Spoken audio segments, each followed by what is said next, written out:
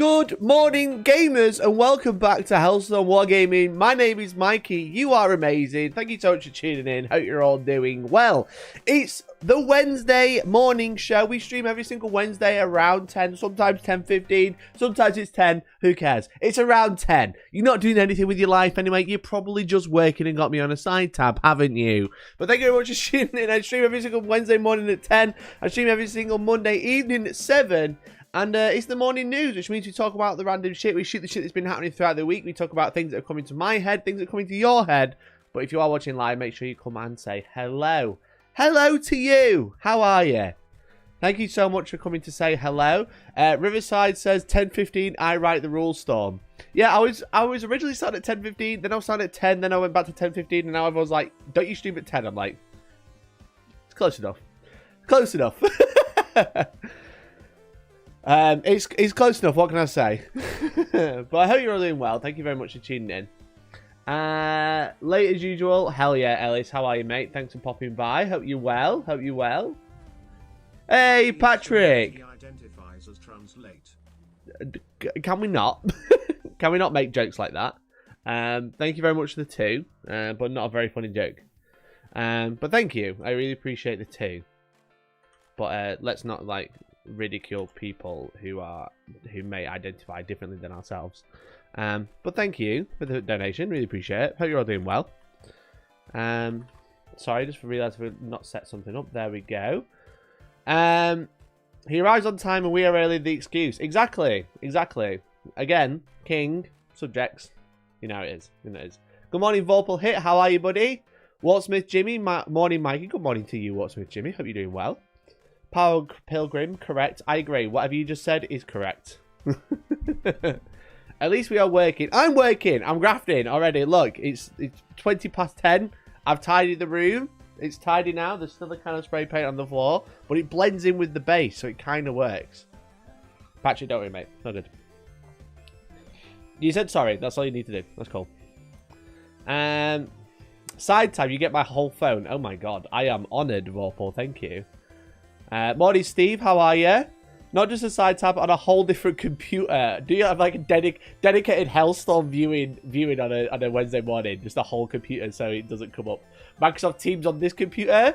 Mikey on this computer. Microsoft on this one. Get it? Because that's me. Bit early for that joke. Yeah, a little bit. Morning, Mr. Man. How are you? Morning, Big C. Good morning to you, Big C. Matt Dickinson. Good morning. Bam. Hello. Morning all. There goes my productivity. We got some stuff to talk about, but it's more about me airing my concerns. I've got some concerns to air today, and then we're gonna do some painting. I'm actually using the new I don't know if they are new, but like the redone Dark Star Hobbies, the Dark Star Hobbies line. They're like metallic paints that you can supposedly buff. And then I found out this morning that you need a jeweler's cloth, and I don't own that. So that has kind of like thrown my plan a little bit out the window. But that's the plan. We're going to paint some Star Wars today. I finally opened Shatterpoint. And the reason I'm painting Star Wars is because I wanted to try out these metallics. And I thought like the Mandalorians would be quite cool to try those out. So.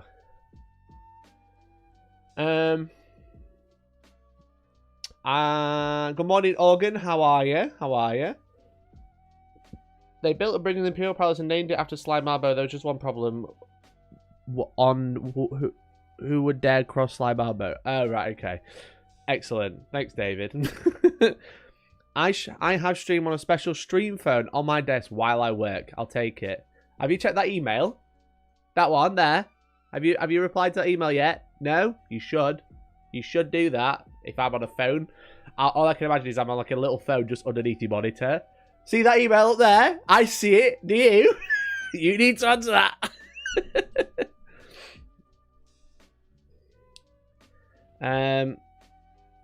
A jeweler's cloth. Yeah, so I asked the Dark Star Hobbies. I was like, what? How do I've not buffed paint before. Like, how do I buff it? And they're like, oh, just get a jeweler's cloth. And I was like, what's a jeweler's cloth? And now I'm like, they seem kind of cool, but if I need a polishing cloth or a jeweler's cloth, maybe that should be included. You can get one off Amazon for like a couple of quid. I could order it and it could come tonight. I think they mean like this sort of polishing cloth. Microfiber. I have a microfiber cloth, but like dusting cloths, not specifically polishing cloths. I don't know. Hey, Mercenary Q, kicking us off strong. Thank you so much for that gifted membership. Blake Anderson, welcome to the Freeloaders. Gifted member. Welcome to the Freeloaders. If you want to become a member, you can become a member today for as little as £2 a month. Or you can gift a membership and let people join the Freeloaders. We're trying to hit 10 members every single stream. We're one. We've only got 9 to go. So do consider it as little as £2. It's $2.52 if you're in the Freedom Land. But it's not a lot. Have you seen the new Ahsoka trailer? I haven't seen the new Ahsoka trailer, no. I tend to avoid trailers that I'm really interested in. Because, like, I don't want anything spoiled. But no, I haven't watched it just yet. Microfiber cloth not suffice. Maybe. I don't know. I imagine anything will probably work. But the point of these paints is you can buff them and polish them. So you, like, spray them on, let them cure, and then polish them. But I don't have a polishing cloth. It's not something I have in my possession. So I imagine there's, like... I imagine I've probably got one somewhere knocking about, but it's not something I'm like, oh yeah, I've got loads of those.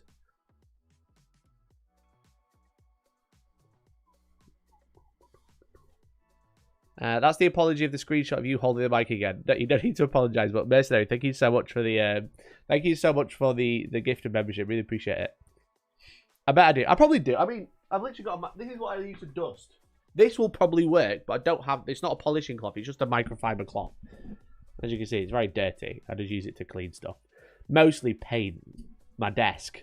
I like get isopropyl alcohol and clean the paint off my desk. That's why it's so dirty. But I imagine this will probably work. Something like this. But I don't have like specifically a polishing cloth. I imagine it's like those things that when you like putting your phone screen on and you like clean it, but I don't own one, so.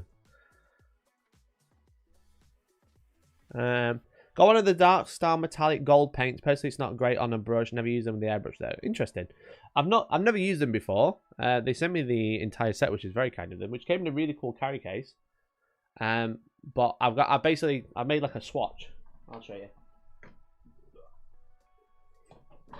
I made this last night so I could see what colours were. So these are all the ones that I figured I'd probably use for the Mandos. So like I've got like on a black background and on like a white background, so I can kind of get an idea. But that was over the brush, and yeah, they're quite thin. They're very good for. Look like they're going to be very good for airbrushing. Posh wank rag. So you're telling me to buff it with a sock? Those things you clean your cell phone screen. So I don't have any of those. I did have one like 2 weeks ago when I put a new phone screen on, but I threw it away.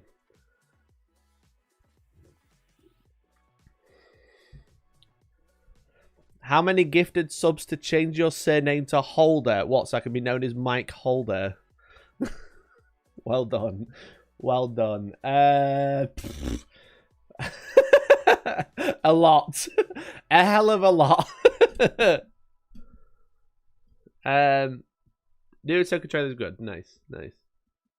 They just look like microfiber cloths. Yeah, that's basically what they are. They're just like, again, they're just little like polishing cloths, but again, it's not something that like if you got glasses, you'll have one. Maybe Georgie's got one knocking about, but it's not something like I've got hanging about. Can you use a buffer pad on a Dremel? Probably. By the end of the stream, you would have redecorated your room into a jeweler's.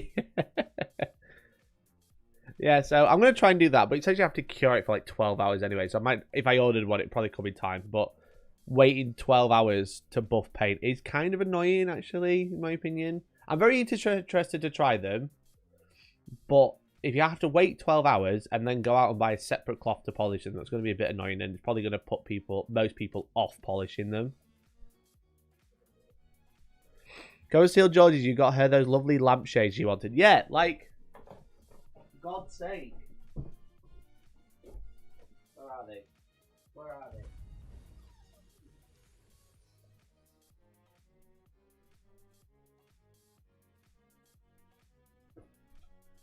gifted member. Remember the first lampshade that turned up?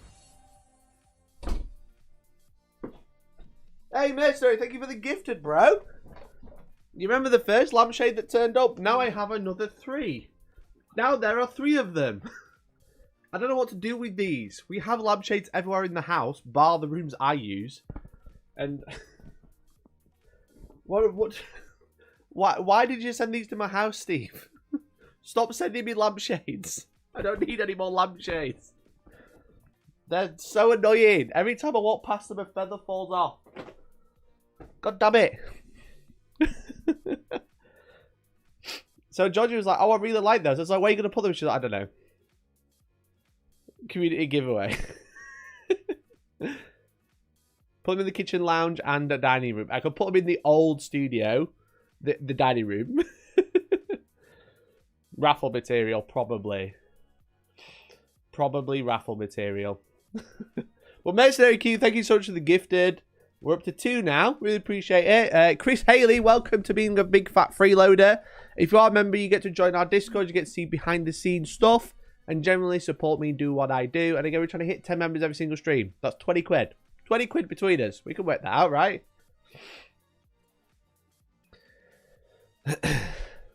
Time to use some strange basic material. Have you seen all these Tyranid videos that Midwinter Minis has put out with like the aquarium shit on? I need one with feathers. Feathered Tyranids. That's all I can think of. To be fair, I need the lampshades I'm moving soon. Give. If you want one, by all means. Morning, Tom. How are you, mate? Make yourself a flamingo costume. I'm probably going to need a few more than 3 lampshades. Let's be honest. Look, I don't like to talk about my body weight. I don't like to talk about my size. But I think I'm going to need more than 3 lampshades to make a flamingo, a fucking flamingo costume.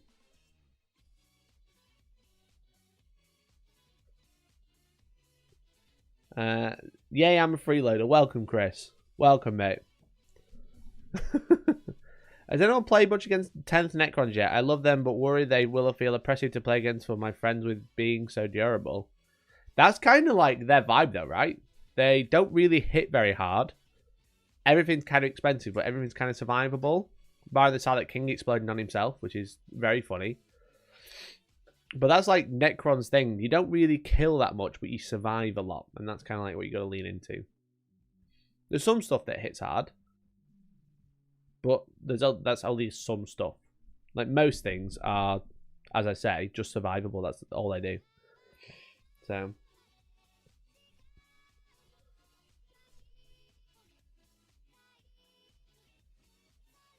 They die easy, just ask Ginger Steve. They can die easily, yeah. Against the right targets. With the right loadout, you can kill them quite quickly. But their whole shtick is being survivable. So I think that's okay.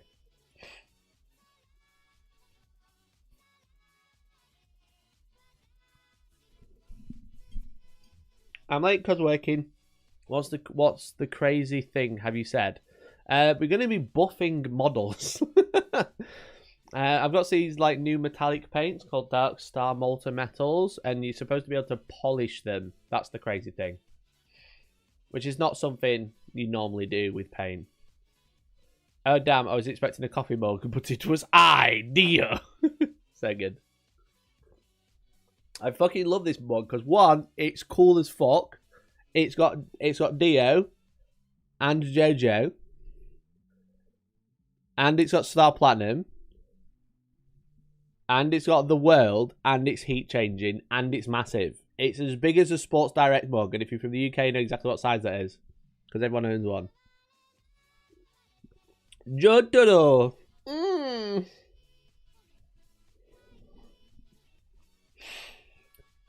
I can lose its Necrons. I can lose its Eldar and Knights too. And the best at losing.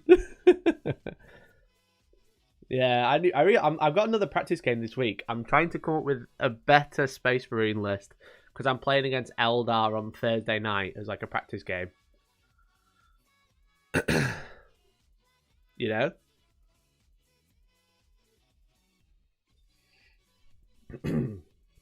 I'm playing against fucking Eldar again. And I'm playing against Eldar on stream next week.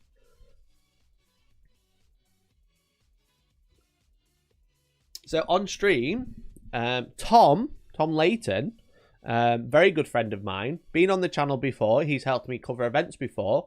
Used to be on the Honest Wargamer streams. Plays for Team Wales. Is coming on stream next Friday. Take Shrike, coward. No. I do have Shrike actually now, but no. But yeah, so he's coming on stream on next Friday, and we're going to do Space Marines versus Eldar. We did like a rematch after our game in the tournament we had like 2 weeks ago. So he said, like, what level of spice do we want? 1 being kind of just Eldar and 10 being spicy spice. And I'm like, let's take the 10. I'll take the 10 all day. I'm a big boy. I can take it. So if you want to see me getting salty next Friday, but I'm practicing against them on Thursday, and that's kind of like me like figuring out a new list to play for Friday next week, which would be really fun. So sadly, there's no online app, so you can't go for it. But I was thinking like 15 Desolation Breeds, something like that. Short stream then. I mean, yeah, it's great. Can't wait. I'll get my members. We'll talk about the lists. All the people will be flooded in saying, "Hi, you're gonna lose," and then I'll lose, and then I can go home and cry.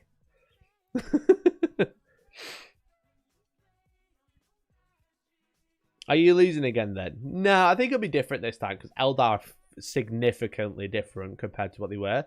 They are still very, very, very good, but they are nowhere near as oppressive. You know? Not being able to auto Overwatch to kill something to teleport an Incarn is going to be brutal. I mean, they can auto hit, but they can't auto devastating wounds and then auto damage. Huge. Because that's the tactic, right? I'll show you the pictures, see if I can pull them up. Then we're going to talk about terrain for a little bit, and then we'll do some painting.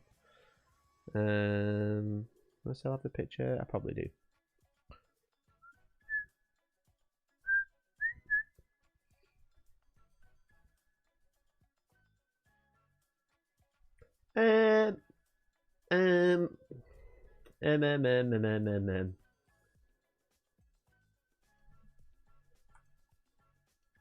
Here, maybe? So what happened was... Can I draw? Edit image. I don't think I can draw on this. Edit image. I can draw on this, surely. There you go, paintbrush. Okay. Let me draw! Don't make me copy this fucking... How is that not a paint... God fucking damn it. Hey, Minis, Models, and Mayhem. Thank you very much for coming a member. Look at that. We're only 7 away. Thank you so much, buddy. That's really kind of you. Member. Paint 3D. Come on now. Come on, Paint 3D. Do me a lead. Do me a sol. There we go. I got it. Right. Professional streamer. Coming in clutch. Right. So what happened is that Tom had his Incarn here, as you can see. Here. Okay. Went first, move his Wraith Knight over here. Okay. Shot my Gladiator here by auto killing it. By auto devastating wounds and auto damaging. He didn't bother rolling. You know? What happened then was the Incarn teleported here. Because every time a unit dies, it can teleport. Or once per turn, it can teleport. Right? And then what the Incarn did was charge my Whirlwind and killed that too. So what he did was he successfully took out my Gladiator and my Whirlwind turn 1. Okay. Then turn 2. Well, my turn 1 even, not even turn 2. That's how ridiculous it was. As you can see from this image, slightly different. Slightly differently now. Now this is like way further on in the game. But what happened was the Incarn was here. God damn it. The Incarn was here. Okay. So I loaded up ready to shoot the Incarn. Like pew, pew, pew, pew. Pew. As you can see. But I drop podded my drop pod here. You can see the drop pod in this corner. Okay. And my Devastator's got out. But so what he did was he overwatched with a D cannon. Auto hit. Oh no, it wasn't a D cannon. I think it was Wraith Knight, sorry. Ignore it. Ignore that. Not the D cannon. The Wraith Knight, which was stood here still, turn 1. Overwatch to Devastator Squad, triggered Auto Watch to auto hit, triggered Auto Wound to get Devastated Wounds, and then used flat 10 damage to kill the unit with Fate Dice, and then teleported the Incarn from here all the way over here. So I couldn't touch it. The only thing I could see was this Wraith Knight, which had -1 to wound on it. So the fact that like you could take this unit, which a lot of people weren't really talking about, the Incarn.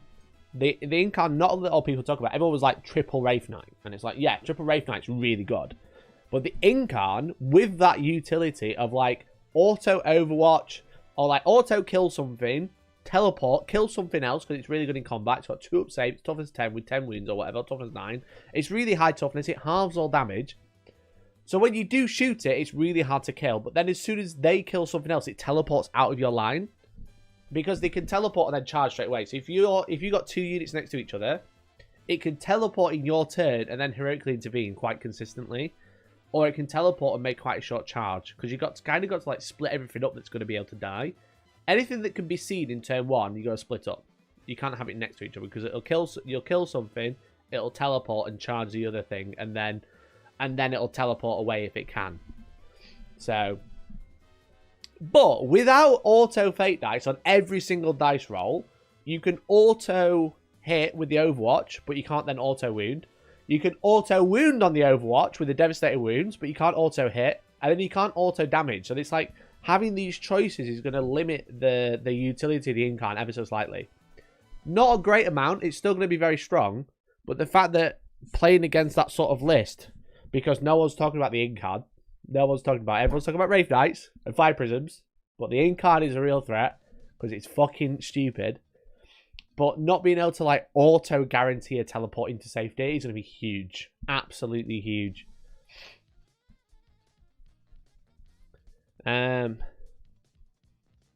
Just take a GSC army instead. Excellent. Like a drunk at a curry house, bring me the hottest thing, instant regret.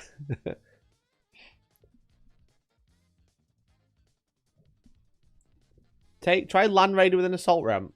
Come on, mate. Come on now. Come on now. Chill out. Look, let's not play stupid, okay? We played against Eldar. We're not going to be taking a Land Raider. I don't even know if I'm going to take my 10 Terminators. They're just fun. I just like running them, but I don't think they're very good. I've been building another Gladiator because that's arguably probably going to be better, but I don't know.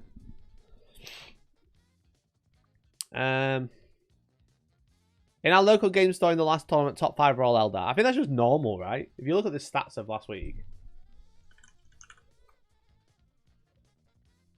the stats of Eldar were pretty bad.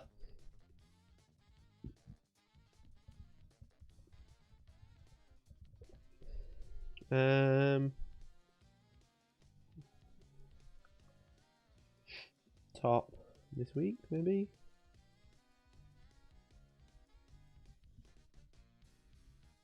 Meta Monday. Let's have a look. This is obviously by JCM. I usually cover this every Monday, but I haven't recently because obviously the meta's been such wild swing at the minute. So these are all events that happened over the weekend. Obviously this one using all new points and balance updates. Eldari still went undefeated. This one might not have done, but top 4 out of 5 were all Eldar. Use all new points and balance updates. Still 2 Eldar in the top 3. Old points house roll on 1 Fate Dice per unit per phase. So a little bit, not quite as nerfed as they actually are. But still, they went 5-0. Eldari, 2 in the top 6. 1 in the top 5. That's the lowest they've done in Spain. Spanish players just built different. 2 in the top 4. 1 again, but using all the new balance points and updates. GSC coming out on top, obviously, a lot. But the point is here we go. Let's talk Eldar. With 57 players, they were the most played faction by far, making up 13% of the player base. Winning 3 out of 10 events with more than 32% of the players going XO or X1. So either going undefeated or only losing that 1 game. 32%, a third of players going 4-1. They had 110 losses, losing 33 times in the mirror match, making their true win rate 70%. Oh boy. 16 losses to Imperial Knights, 10 to Necrons, 8 to Thousands, 6 to GSC, 5 to Space Marines, 5 to Custodies. So there you go. They're the real... The ones causing issues are these ones. What was that Spanish Necron list? We can have a look. When you move top 5 factions to Eldar lost to, including Eldar, that gives you 62% remaining players and 21 factions at a 13% win rate versus Eldar. So remove the top 5 factions. Top 5 factions, they won 87% of their games. Bro. Bruh. Crazy shit. Crazy shit. So they're still really strong. Like, obviously a lot of these aren't using the new stuff, but a lot of them are. Well, is it Spain? Spanish Necron list. Where's Spanish? Necron, 4 and a draw. Coliseum Americano. Or Merciano. I thought I said Americano. I was like, what? Coffee tournament? Is this the most broken army has been, or is it still Iron Hands meta worse? The strongest army was Harlequins or Custodes. I think Custodes were pushing 70%, and I think Harlequins were 76 without mirror matches. Which is pretty mental, to be honest.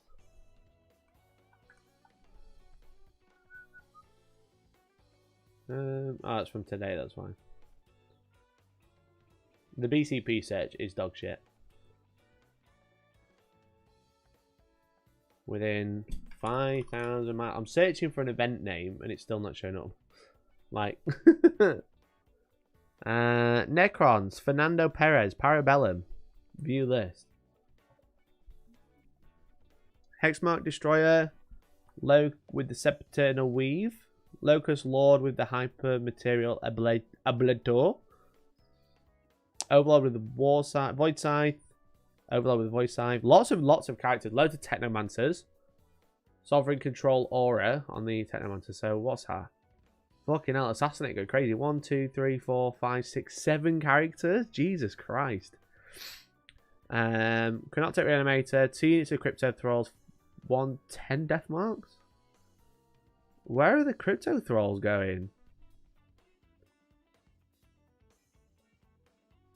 2 units of Death Marks, 2 Doomsday Arcs, 6 Locust Destroyers. And then lots of individual destroyers. Ah, they're the Crypto. The Crypto Thralls are going there on the 20 Lich Guard.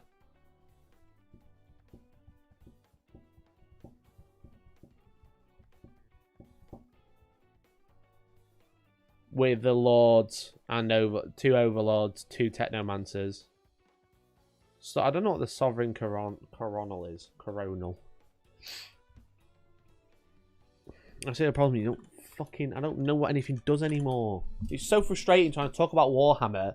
I feel like such a noob when I'm like, oh, it's got this. I don't know what that is. What's the Sovereign Coronal? Sovereign Coronal. Necron models only. While the Necron's unit is within 6 inches of the bearer, that unit counts as being led by Necron's character. That's funny. What a dumb relic. That means within range of aura ability to benefit from the command protocol's ability to contain a character. So for stuff like Protocol of the Undying Legions, they technically get the +1. But also the vehicles. And don't Technomancers get Lone Operative? That's pretty decent, actually. It's so funny trying to learn what units do. Technomancer. Yeah, get Canoptech Cloak has a Lone Operative. So they all have that. So Overlord, what's the Locust Lord do? Overlord has user free stratagem, which is obviously good with all of those free revives. Always getting a D3 +1. Last model leading unit, each time model makes a ranged attack, a successful hit roll of 5, scores a critical hit. So Locust Lord pretty decent. Each time this model makes an attack, the target unit below half degree roll hit and wound. That's just for him. And he's got a Resorb as well.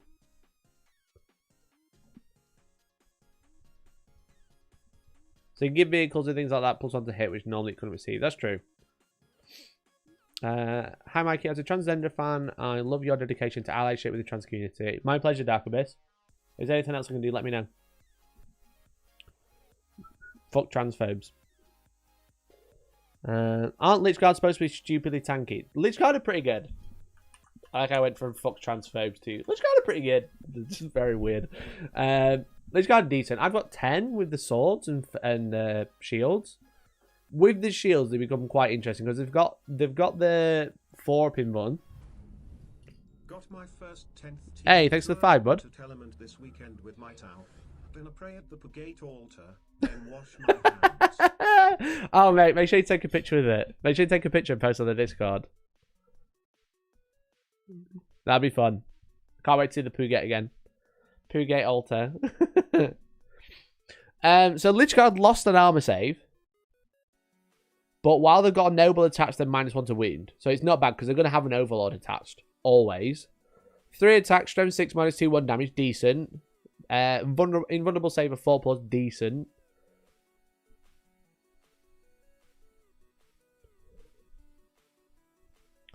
So they are pretty tanky because of the -1 to wound. And then you're going to have the Technomancer in there as well. So the Technomancer is going to give them D3+1. Techno.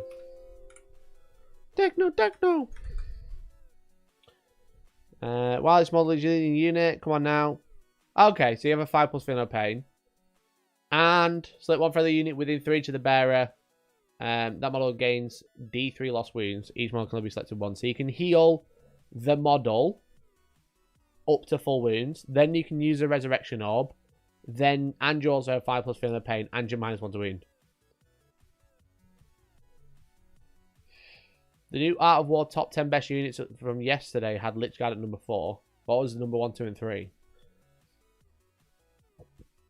Because Lich Guard are just like proper tanky. Again, because you got the Overlord, Resurrection Orb, you get reanimation protocols both turns. You can use a strat on them for free once per battle round because you got the Overlord in there. You're healing D3. Resurrection Orb is going to make your reanimation goes like this and reanimates D3 wounds a turn. So it makes them like just quite tanky and very survivable. So that's 20 dudes at T5 with a feel no pain. Yeah, that's a good list. That is a good list. Death mark. I've got 10 death marks. Are death marks any good or are they just mean? Death mark. I think it's 2 words. No? Once per turn, any movement set, one enemy is when set up and remove reserves. This unit can shoot as your shooting phase, but only targeting them. I mean, heavy precision isn't bad. You won't have moved, so you're hitting on 2s.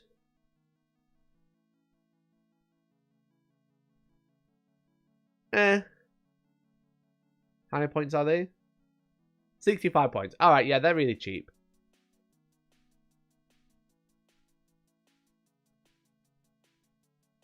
Decimation 1, Neophytes 2, Biovore. Oh, yeah, not best top 10 Necrons, just top 10 units in the game. Fair enough.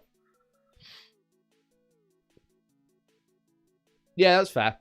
I was like, what's worse than Lich Guard? What's better than Lich Guard in the Necron book?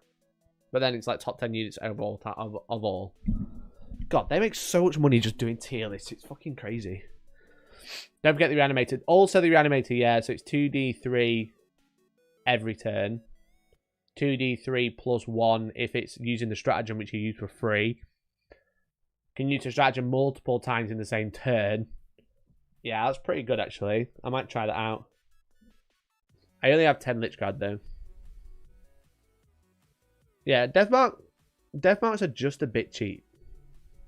65 points a unit. That is just cheap.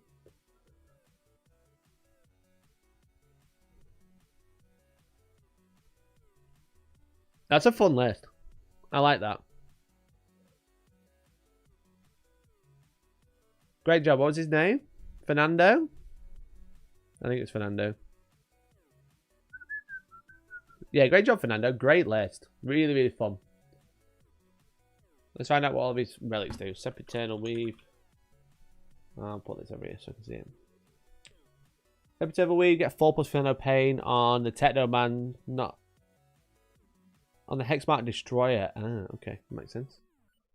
Makes sense that your Ablator, while you're leading the unit, the models in the unit have stealth. In addition, you charge a ranged attack. If the attack is not within 12, they have benefits of cover. On the Locust Lord, that's good.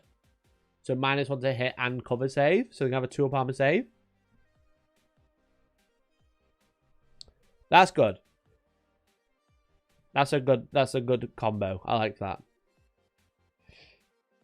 Great list. Great list all around. So much utility, so much survivability, and just a bit fun. Having like the death marks in, just being like, yeah, bring it. Deep Strike, I dare you. Really good in the GC Cult matchup because that's 10 free shots, and then you can Overwatch as well. Overwatch is like fucking destroyers or something. You normally use Sovereign Control on the Hexmark. Sovereign Control on the Hexmark is fine, but I think that's way better on the Technomancer with Lone Operative.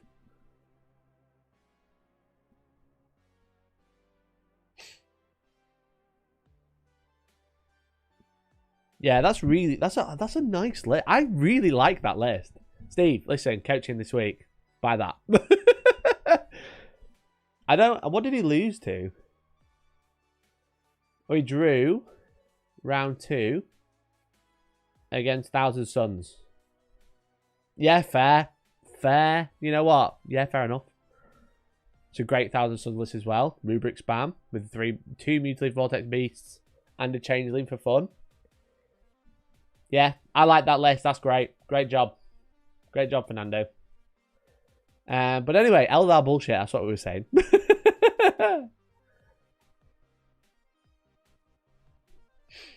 I've got most of it. There we go. We're on to a winner. It's a great list. It's fun.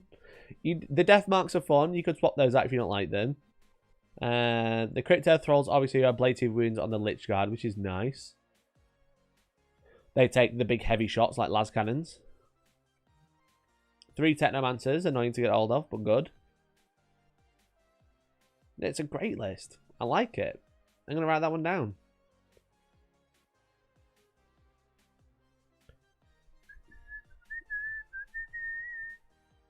I should bust out my Necronomy at some point as 40 converted warriors. I made them all using 40 pairs of the old Finecast Caesaras legs, so I could run crab theme army. Oh, mate. Mate, like for your own sanity and wallet, I hope they're recast. 40 pairs of Finecast Caesaras legs. Fuck that. Oh, old Caesaras is so shit, wasn't he? Finecast is so bad.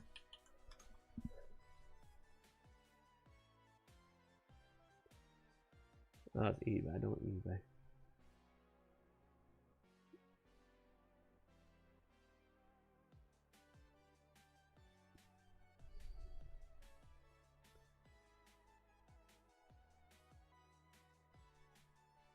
Why is that so shit? Trying to find a nice picture.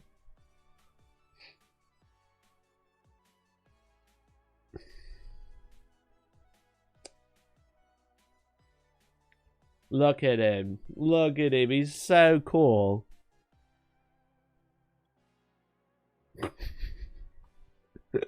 You. The guy she tells you not to worry about. You. Oh, he's such a bad model. He's so bad.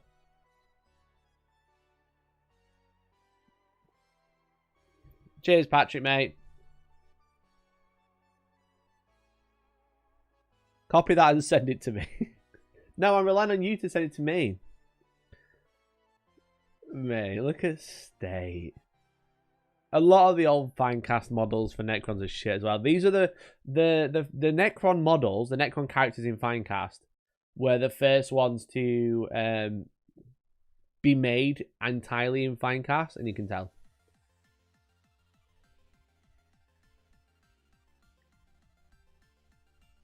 I think we forget about Thousand Suns being strong also. No Thousand Suns at my local, so I forget the amount of mortal wound damage they can output. Yeah, they have a hell of a lot, mate. They have a hell of a lot. No one's forgot, but they are very good.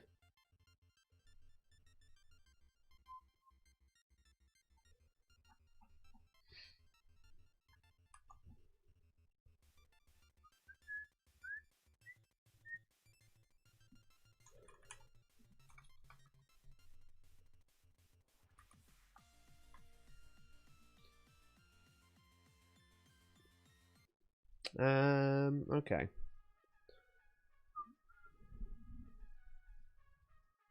How is this coaching if I'm sending you the winning list? What is this Vanguard Tactics?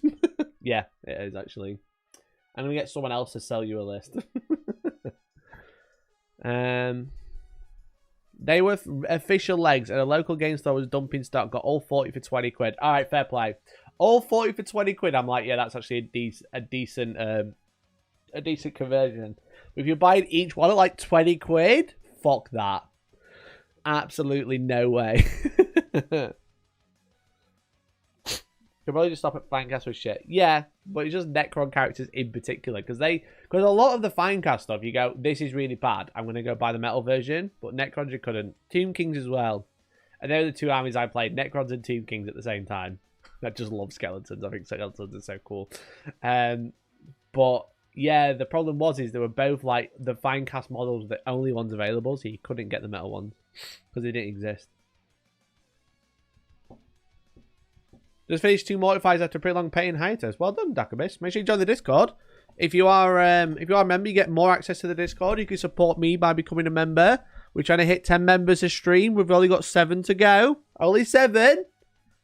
I'm going to need it because I'm about to tell you about terrain and how much I hate it. If you want to support the channel, you can do that. If you can't afford it, that's totally fine. You can like the stream instead. And if you want to support the channel further because you're already a member, you can gift a membership and let someone else become a freeloader. For 30 days. So, let's have a chat about terrain. Let's have a little chat about terrain because I'm a little bit nervous. Like, I know I've been going on about it a lot, but this is exactly what I expected to happen. So, the thing is I run a tournament and I run an event in August, which is only just sold out at Sanctuary Gaming Centre. Our last heat of the All-Stars series. And then in October, we have the Super All-Stars, which is happening in Sheffield. There's tickets available now. Link in the description. I have Metal Tomb King, Metal Khalida. No, the new characters. The new characters, Leon.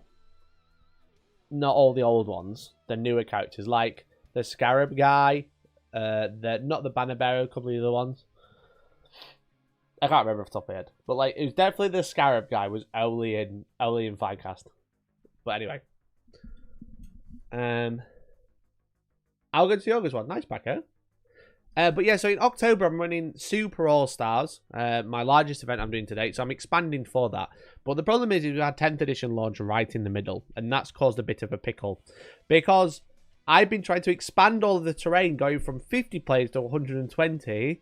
And then a new edition came out and everyone is changing their terrain. One of the big ones is the WTC. Now, whilst I don't agree with a lot of the WTC rulings that they make, I don't like their FAQ. I don't think it's right for a lot of the time. I think they read things the wrong way. But that's okay. I'm allowed to have that opinion. And if you don't agree with that opinion, tough. But what I will say is I like their terrain maps. You know? I love their terrain maps. The terrain maps are great, and it's something that always feels quite balanced, and I think that is something that they do quite well. It's just everything else that they don't get right. But the Alpine GT, which happened last week, was trialing the new terrain pack for the WTC. Now, let's have a look at the previous WTC terrain map. Now, I'm using an older version of their terrain maps. I think the older versions are quite nice. But the thing is you could update them whenever. I'm telling Jay. You can tell him. I've told him to his face as well. Did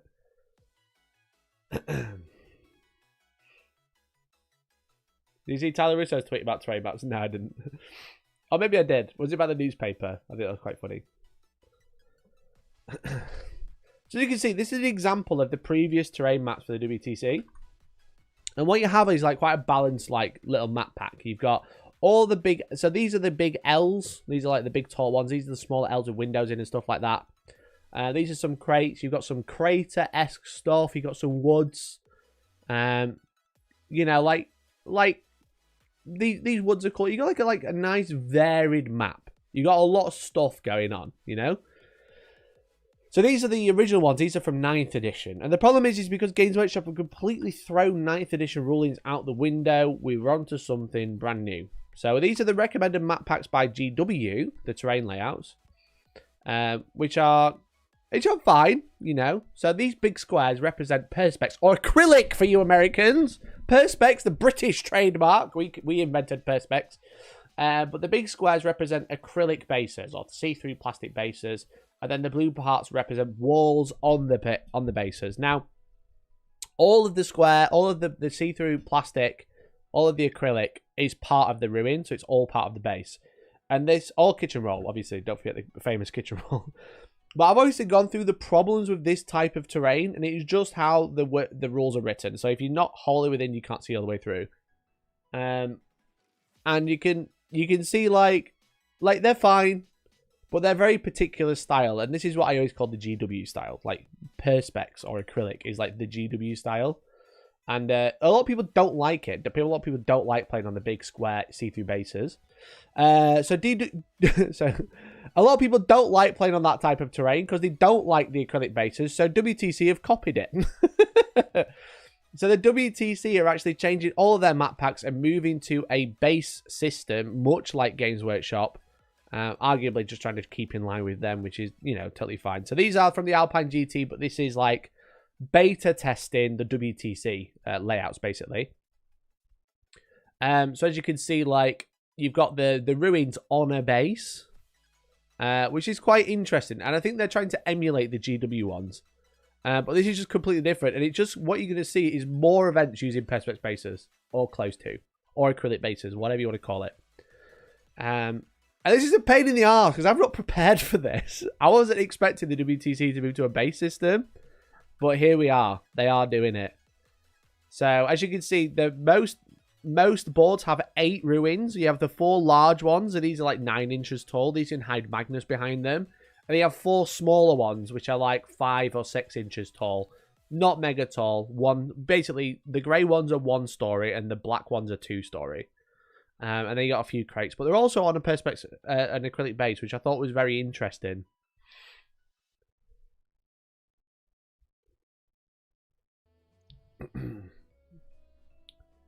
It's not more ruins, it's just the existing ruins pushed close together. The newest UKTC ones are out and they look the same as before, but with more ruins instead of dens.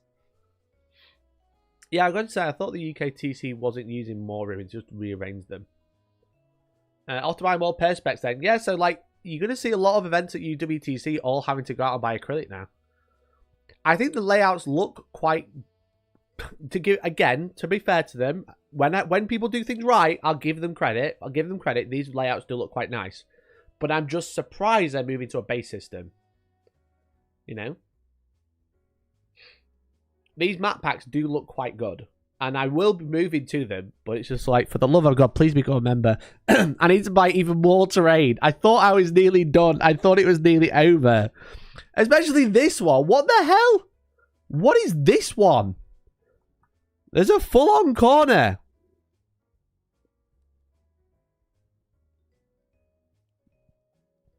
What's a full-on corner? They've never had this.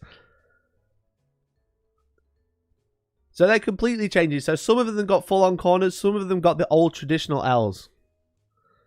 Have you sent a text to Jay telling him it looks quite nice? Do you want me to text him? When I hit 10 members, I'll text Jay and say, your map packs looked quite nice, but I hate your FAQ.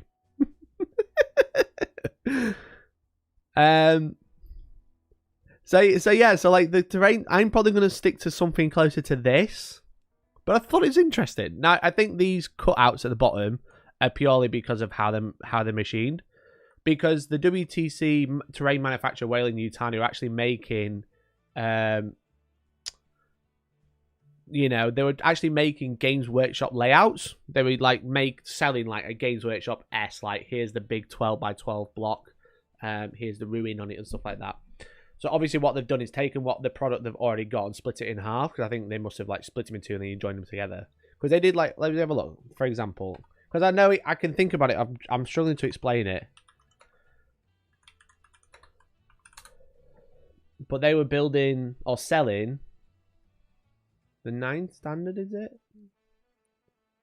They were selling the 9th corporate. Here it is. The 9th corporate. Excellent. So they were selling 9th edition Games Workshop terrain, the big perspex that they do, but they were making their own. So as you can see, this is their terrain. So obviously they've taken this part, which is obviously cut into 2 parts for storage. And then they've used it here, which is fine. I totally agree. So basically what it means is all of these perspex or acrylic bases are 12 by 6. Invest in some big blocks of polystyrene. That's how UKT started out. It'll go down so well. I bet. Yeah, I'm all right. But yeah, so what the bases are 12 by 6. But that's what I know. That's what I can work out. You can also measure it. It's 5 to 17 there, and it's 16 to 22. Yes, that's right. So it's 12 by 6. So basically, if you're playing WTC or you have WTC terrain, better buy some acrylic bases for them. I get it, but like this terrain is just soulless. It is a bit. I won't lie, mate. It is a little bit. But it's purely from a competitive standpoint to have a fair and balanced terrain. Like having the same L shape everywhere is a little bit soulless. I totally agree. But when you have like a competitive tournament, sometimes you have to take some of the realism out of our made-up game, you know? So that's like quite an interesting update. So basically, WTC move into an acrylic base system. Obviously, GW using an acrylic base system like quite heavily. That's like, I think this is what the WTC are trying to emulate, something like along the lines of this.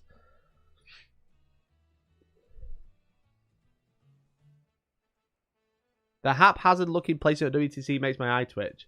Oh, because you got like that, and then that. But it all makes sense. You think about like your deployment and stuff. These are great layouts. Don't mind the bases, although defo are paid if you need to go back and add it to 50 tables. Yeah, exactly. Thankfully for me it's 12. But the problem is they've added a bunch of more ruins. Because they've got rid of the trees and the craters. Because trees and craters... The problem is trees and craters don't do anything anymore. I don't know what happened there. My computer's fried itself. Because trees and craters don't mean anything anymore. Like, because they simplified terrain. So they took away difficult ground, which obviously reduced your movement by 2. They took away dense, which made -1 to hit when you shoot through it. They've got rid of that. And they basically have get a cover save. So the only thing that works is ruins. And that's the problem. They've got a few crates knocking about. Yeah, don't get me wrong. But there's like not a great deal there. Because it's like nothing else really works. Crates, just throw them around, it'd be fine. But yeah, so the only thing that physically works in a game of 40k now is ruins. Why no buildings? These are all L-shaped ruins. So they're all L-shaped buildings, basically. So as you can see, they are this shape. So that's what this means. So like you got a 3-story ruin here, and then a 2-story ruin here. Oh, that's my chair. 2-story ruin here. And then if it's blue, it's 3 containers. If it's brown, it's 2 containers stacked. So you get like lots of little stacks, basically. So these are all 2 containers stacked on top of each other. These are 3. Surprised no one's added ruin walls / barricades to their maps. Because it really doesn't really achieve anything. The building terrain type. Is there a building terrain? I don't think there is. You mean like a hill?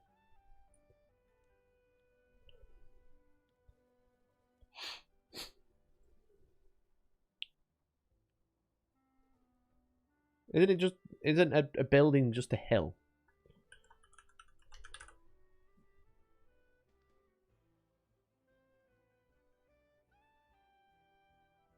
So a hill literally does nothing. Hills, industrial structures, and sealed buildings. So yeah, all that literally, the problem is with like buildings, unless you have something huge, if you have something huge where it blocks line of sight to everything, gets in the way of the game because the objectives are all over the board. And if you don't have something huge and you have something little, it does nothing. And that's the problem with terrain. Everything's got to kind of like achieve something and not just be there aesthetically. If you put like a little bunker that covers infantry, like tanks can just see straight over it, so it doesn't really achieve anything. The stack containers are this technically, so they do have them. Yeah, like you could say that the containers, because these are 2 high, these are 3 high. So these containers are almost as tall as this building. You could say that they act as like hills and line of sight blocking, but that's all they are. But yeah, it's a big change. It's a big change, especially because all my L's are the wrong way round. So the small ones, totally fine. I've got 4 per table. The big ones I've got 4, but they're all a different direction now. Which is very, very annoying. Hills does say and armor containers. Yeah, there you go. So they've all got Hills industrial structures, sealed buildings, and armor containers on them. So, but yeah, basically I need to print 4 L's per table. So that is 48 buildings. And then get acrylic for them all. God damn it. Because all my L's are the wrong way around. That's so annoying. But no, I thought that was very interesting that they're moving to an acrylic-based system, much like Games Workshop. 40k players do be catching all the L's. I'm catching the real L. Just put a mirror next to the board. Yeah, all I should do is... but then it's problem is if I make everyone mirror the deployments, that means the other L's will be the wrong way around as well. Because these ones, I said these medium ones I've got, and I've got 4 per table already. It's the large ones which are actually the wrong direction now, and you can't just swap it around because it'd be like completely wrong. But yeah, anyway, I like this terrain layout. I'm just surprised we've gone to a base system. Do you sell the STLs for your terrain? No, a lot of the STLs I use are private.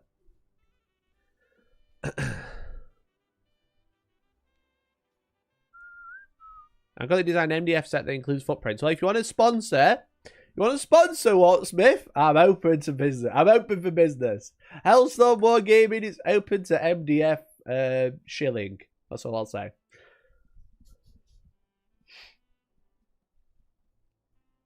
But yeah, so that's quite interesting. Let's have a look at the UKTC maps.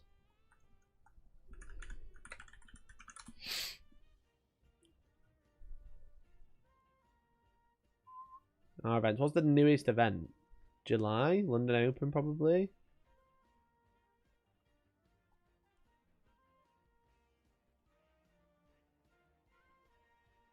Terrain pack. So the UKTC is not moving to Perspex or acrylic. I've got to try and get it in there because Americans don't know what Perspex is. So this is the UKTC layout. This is the same terrain. This hasn't changed.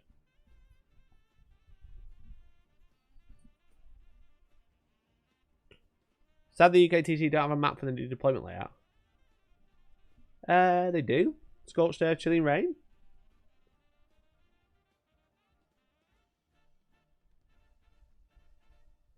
You're able to get an MDF laser cut to yourself. I'm actually chatting to a sponsor about one, actually. I just don't know where to put it. It's a little small one, which I thought would be quite fun. But yeah, maybe that's the next play. Get a little workshop and put an MDF cutter in there. Medium L shape has a base that is 4.5 centimeters wide. 4.5, that's not a lot, is it? Oh, the new diagonal deployment map. Okay.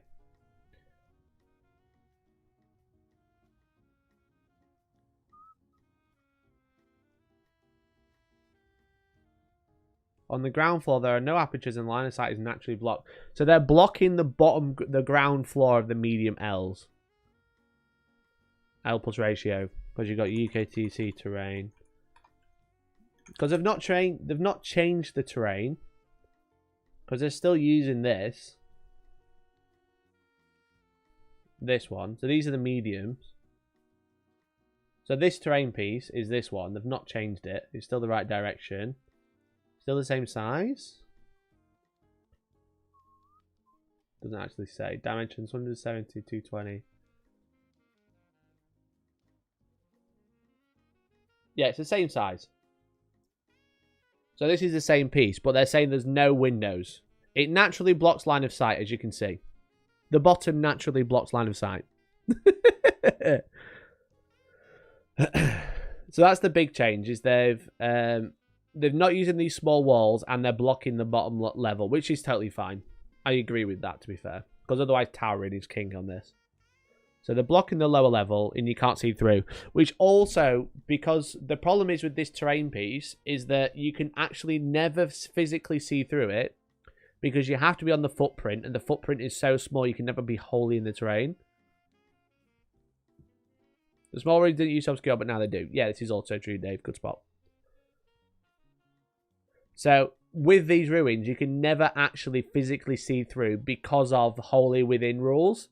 Because you can never be on the footprint because the footprint's too small. Because this footprint is just this little lip here and on the inside. You can on the top. If you're on the top, you can see through, but you're on top anyway, so it doesn't matter. But yeah, so you can technically never see through anyway. So what he's saying is it's just block line of sight, which is totally fine. And then these ones, which are the small little box things, which weren't didn't block line of sight. They weren't obscuring, didn't block visibility except for physically, but now they do. Don't you check by model for that? Yeah, but you can't fit because it's not big enough. It's 2.5 centimeters, so you'd be lucky to get 25mm base on it. Because a base is 25.4 mil. Because it's an inch. Actually, not a 25mm base. Or maybe it is. Maybe you'd just be able to get one model on there. So yeah, so all of these, it's the same terrain. It's just not using the little walls. So it's actually less terrain, which is quite funny. You'd think you'd still use the little ruin walls and get cover on them. But no, because of all these are actually obscuring now, they've got rid of the walls, which I thought was quite interesting. What's threw me off is the design here, because there's like a big square there. Can you see that? See that here? Like, there's a big square, but I think that's just because they've like laid it out badly or something. It's like a graphical error. So I was thinking, oh my god, they've got a big massive base over there like WTC, but they haven't. So yeah, the terrain's exactly the same, which is interesting. That's good. That's great for my wallet. That's great for my wallet. Thank God. So that's one map pack that doesn't need updating. Well, the terrain itself doesn't anyway. But yeah, that's the thing. Like when you're running, the great thing about my event and the thing that I'm really proud of is when you play. Wait, they can't fit on the Perspex base. This one doesn't have Perspex. This is just MDF. It doesn't have a base. The great thing about my event, and something that I'm really proud of, is that I run so many different types of terrain. I run 5 different types. So I run WTC, LGT, Game Mat, which I designed myself but using their terrain packs, Games Workshop layouts, and then player placed. Now, the great thing about you doing that is that when you come to one of my events, the table number matters because different types of terrain are on different tables. Every 5 tables is like a different piece of terrain, like 1, 2, 3, 4, 5, and then it repeats. But the problem is when you have an edition change, you have to update 5 separate map packs, and my wallet really hurts. Because I'm just reliant on everyone else going, please don't screw over all the terrain. It's a pain in the bum. It's a big pain in the bum. I'll tell you that for sure. So the the UKTC one, not changing, but just changing layout. Actually decent layout. The new WTC one I like, but it's going to be a pain in the ass to get. And the other ones I've got to design myself anyway.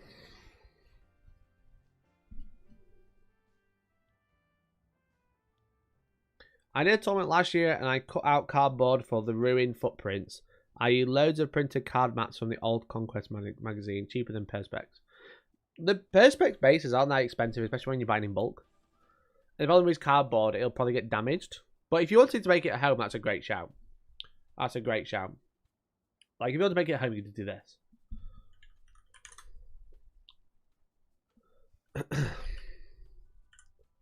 This is the future liberals want.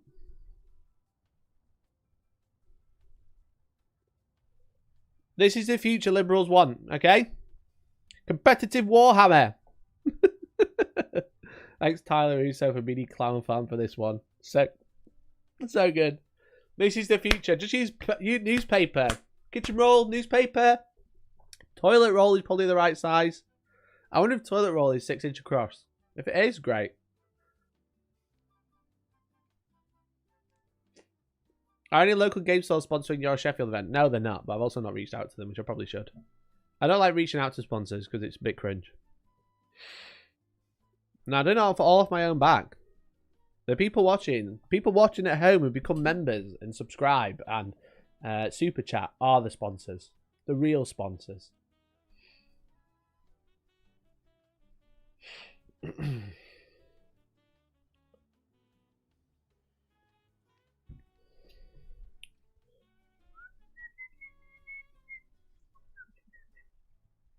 It's like good and bad because if you had sponsors, it makes stuff so much cheaper, so much easier.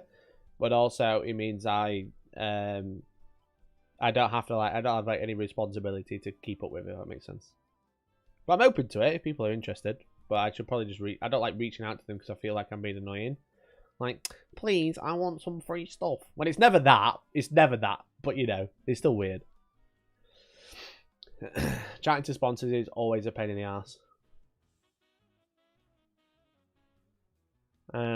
But yeah, so like the cardboard stuff is a good shout. If you like not traveling with it or not using it for a tournament, it's probably fine. If you're just using it at home, and what else? Kitchen roll.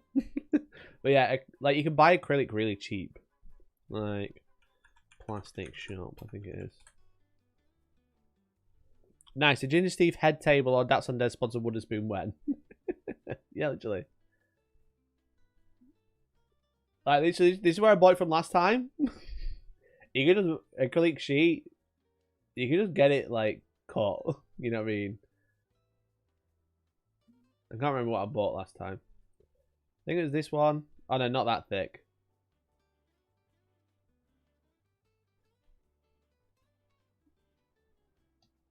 I can't remember what it was now. It was like this. Acrylic sheet. There, thick, 3mm thick. Clear. And then you just like put in the size. Clear. Custom dimensions. Cut in length. So we need inches. 12 inches. So 304. By 6. I know that's going to be half, but you know. 152. And then you buy loads. You buy one, it's going to be loads well expensive. You just buy loads, lads.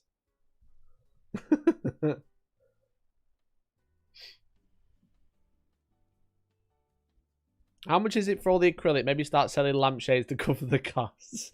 Yeah, I'm going to have to raffle off some lampshades, I think.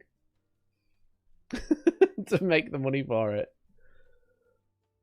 But basically, that's like how easy it is to get acrylic and stuff like that. But it's just going to be a pain in the bum because I need it for 12 more tables. And then the other GW ones, which are obviously all different now as well. That's the real problem, is like catching up with the GW terrain. Because I'd literally not long since finished printing all of the terrain for the GW tables. And then they've changed it. So I'm basically sat waiting for Tacoma Open to get pictures of what terrain they're using so I can kind of imitate it.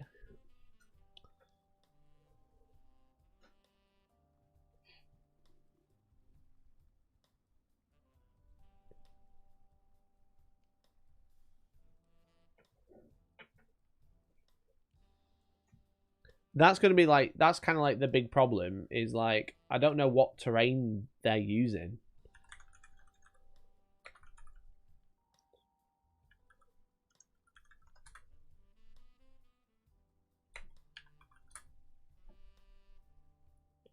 Oh, for God's sake, I hate having to search for shit. There's too many clicks to try and find what you want on the Wargaming community site. Where's the compendium? Is it right at the bottom? Why is the compendium right at the bottom?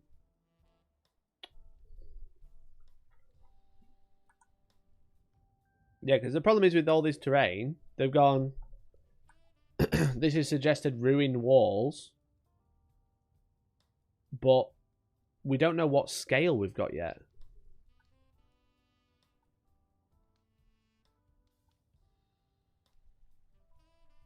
We don't know what scale, what height are all these buildings? And I don't have the buildings to make this anymore, which is very annoying.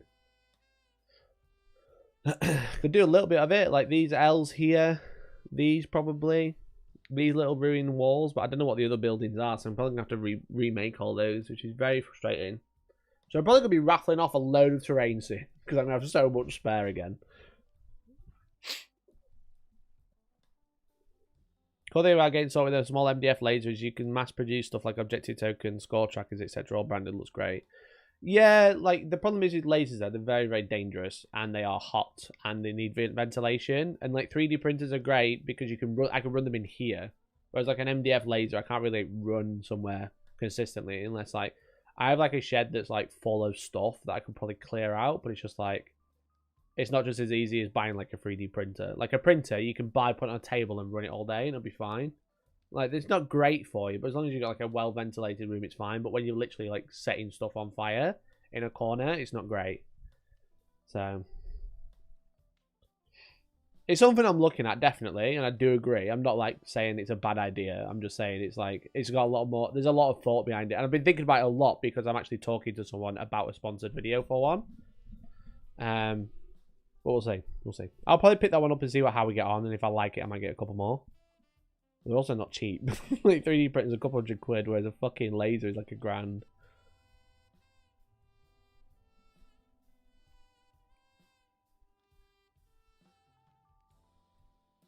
It's funny. It's funky, that's for sure.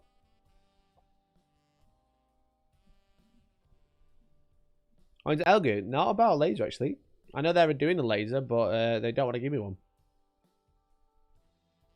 Design your own layout. Use all the leftover bits from other layouts. Yeah, literally, I could do that 100%.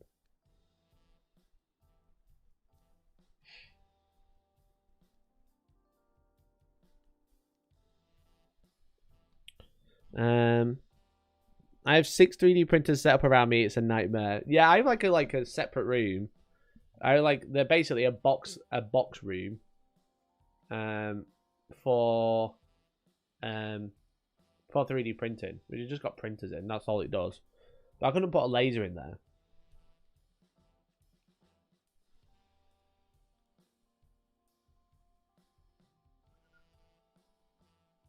Be only need to buy a mirror then infinite lasers. Yes, my eyes will love that, I'm sure.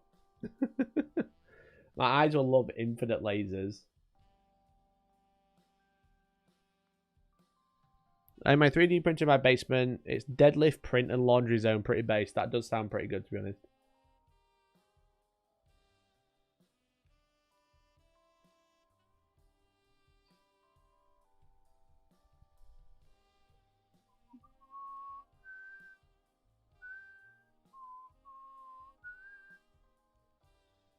Call of Forge loads of laser MDF stuff and are local to Sheffield. Could you ask if they quote you on it? Maybe. Yeah, I could ask them about it.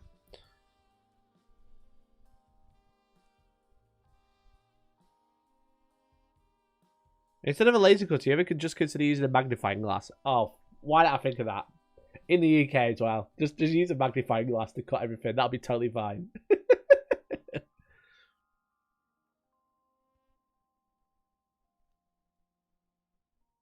I've got the LED laser on order, just waiting for it to arrive to measure 3D print ventilation mounts, etc. Just using old PC fans for suction. That's probably a good idea, yeah.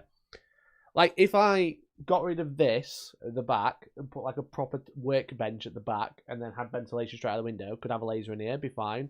But I don't fancy turning this room into a workshop, you know? All I need is a workshop. I need a bigger space and I need a workshop. That's what I need. But speaking of workshop, let's do some things. Let's do some painting. How's that sound?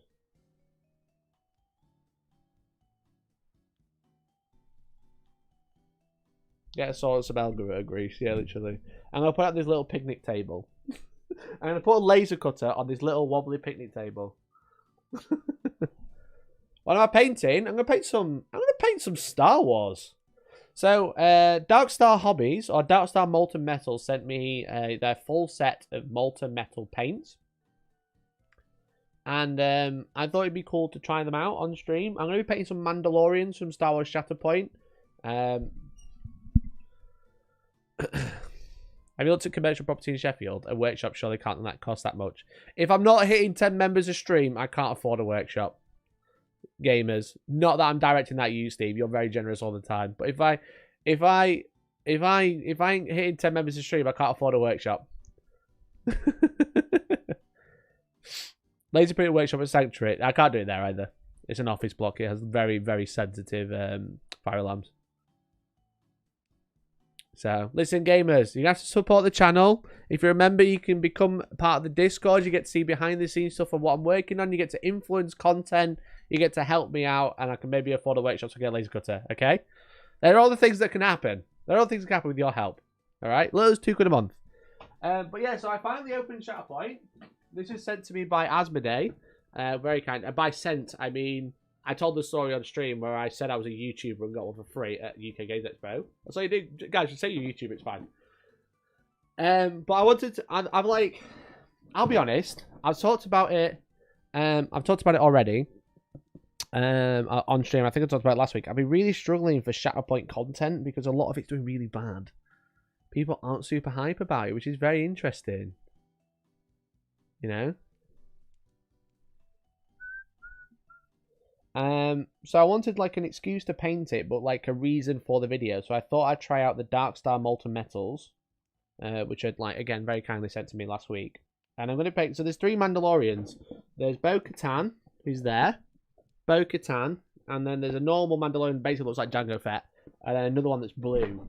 Now I don't know if I'm gonna do the blue metallic, but I'm gonna do the metallics with these the normal metallics. So if you put Shatterpoint Mandalorians, Shatterpoint Mandalorians. Colourforge is sat in chat at the moment. Oh, okay. Hi, Colourforge. How are you? Yeah, so these are the Mandos from it. I was interested in Shatterpoint, then Starry said he was going to play it. So I played a demo and I thought it was really good.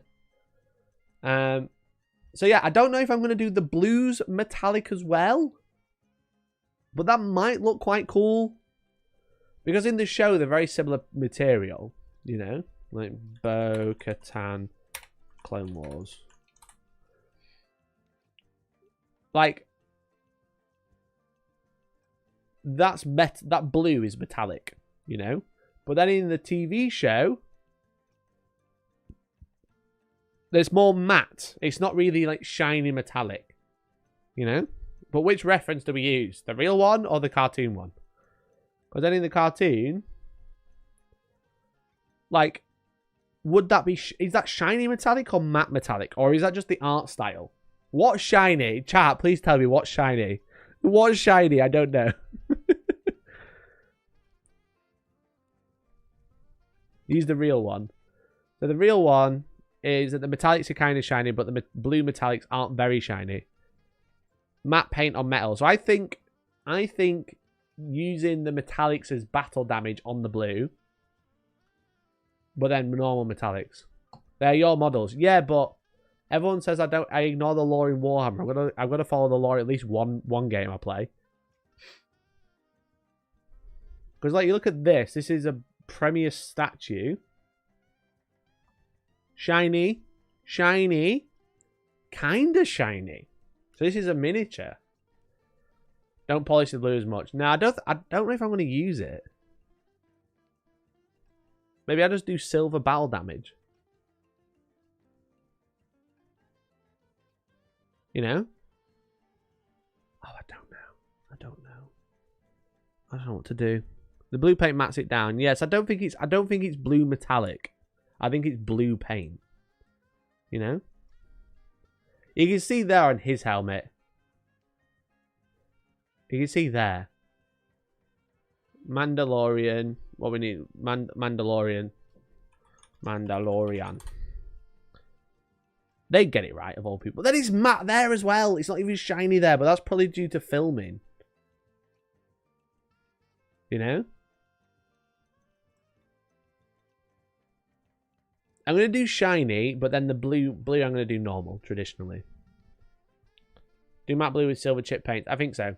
So we're going to do that. So let me get my camera on. Just be a second. Let me do fucking lampshades. Fucking lampshades. God damn it. Right, let's zoom that in a bit. And then if we do... We'll just move this about. I've just got to get my desktop, remote desktop going so I can actually see chat, and then I'm going to move over. That's fine. We can start the recording on there. Beautiful. And then look this one on.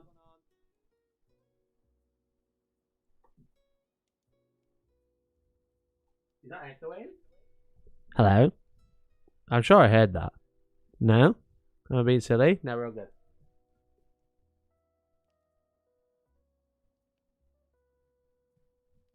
Cool.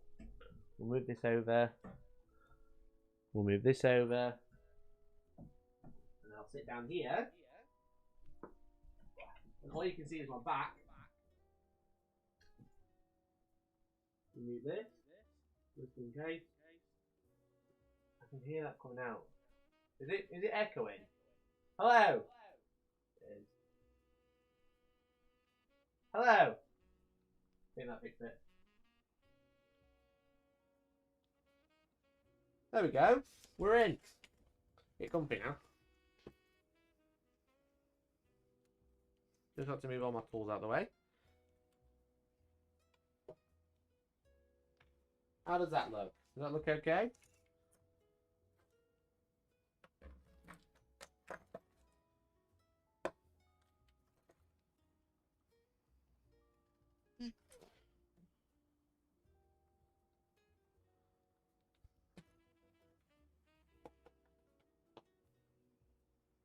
I'm going to clear off my desk.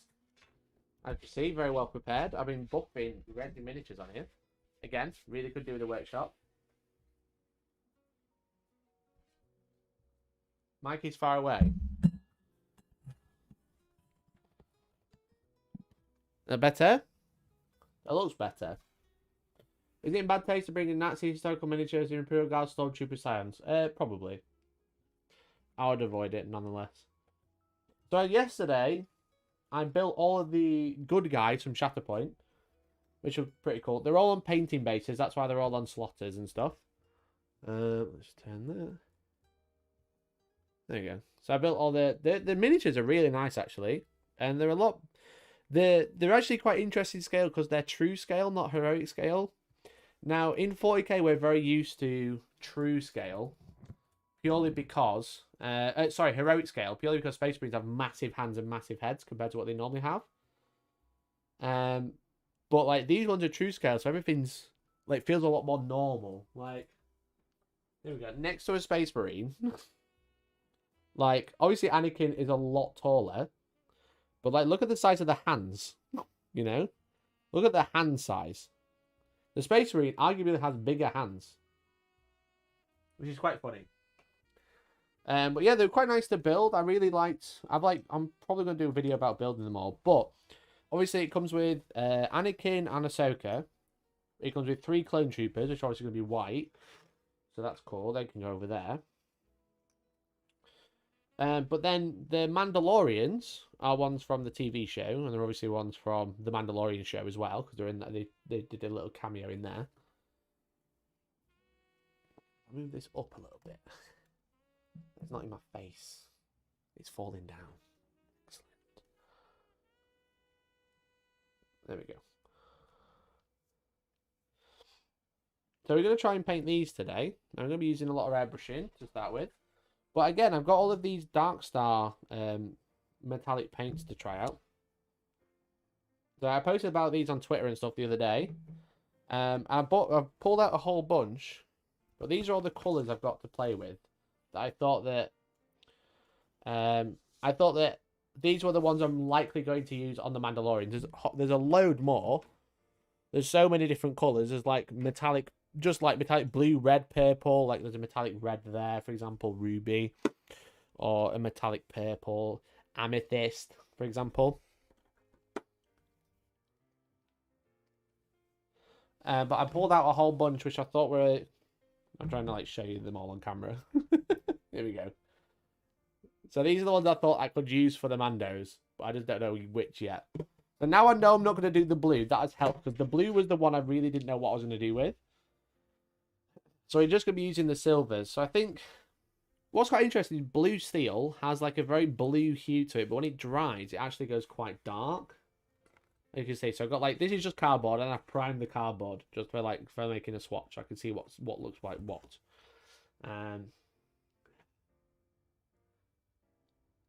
So when is this set lore-wise? It's set during the Clone Wars. So it's like before the fall, before Order 66, before the fall of Anakin. So it's basically between Attack of the second and third movie, basically. That's where it's roughly set. So yeah, so like now we've got the blue out of the way. That's nice, but also black diamond would be quite a nice blue hue to start the armor color. But I think I want something a bit darker.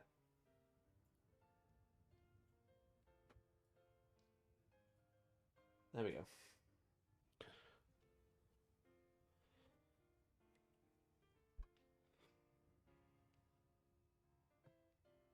It's in the cartoon times. Yeah, it's definitely the cartoon times, mate. So I think I might... Black and bronze is very bronze. So I think I'm probably going to start with like blue steel or steel. Blue steel's very, very dark. Steel's kind of dark, which might be alright. Because especially if I'm going to be adding a black wash, I probably don't need to start as deep as blue steel. And then maybe with like a pewter highlight. So this sort of highlight for like really bright armor. I think silver is the edge highlight if I want any, because silver is basically white. Like, look at the state of that. So I think steel.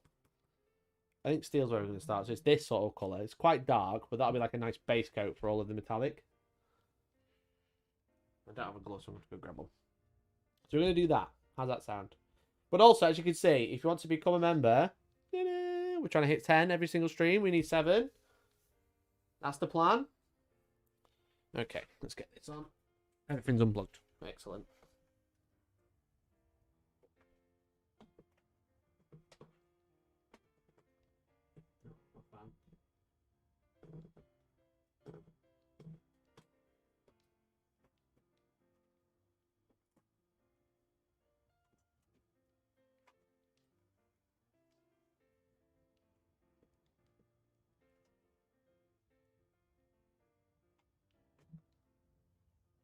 Yeah. There we go. Sorry about that. You know when you come to something, you think it's all set up and it just isn't? Having one of those days.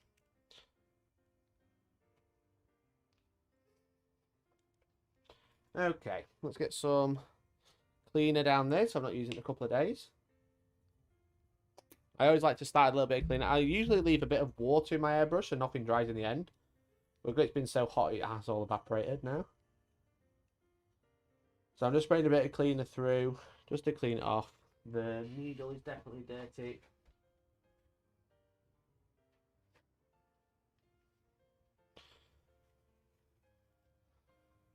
So just a bit of airbrush cleaner, just running it through. Some blue roll, just get a bit of a wash. Let's make sure there's no dried paint on there, which there definitely is, because you can feel it. What are you guys up to today? You painting? Are you hanging out? Are you supposed to be working? Let me know.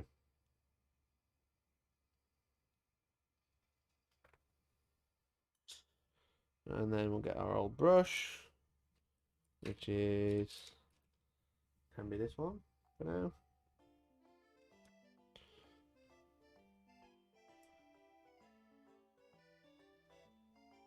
Make sure there's nothing in there. No, we're all good.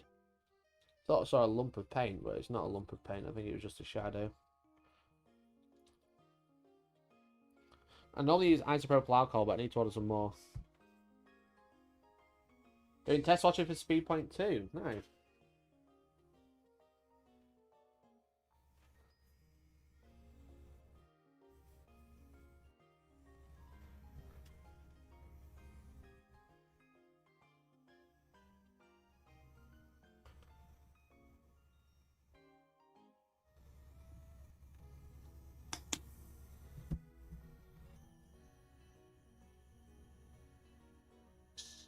Beautiful.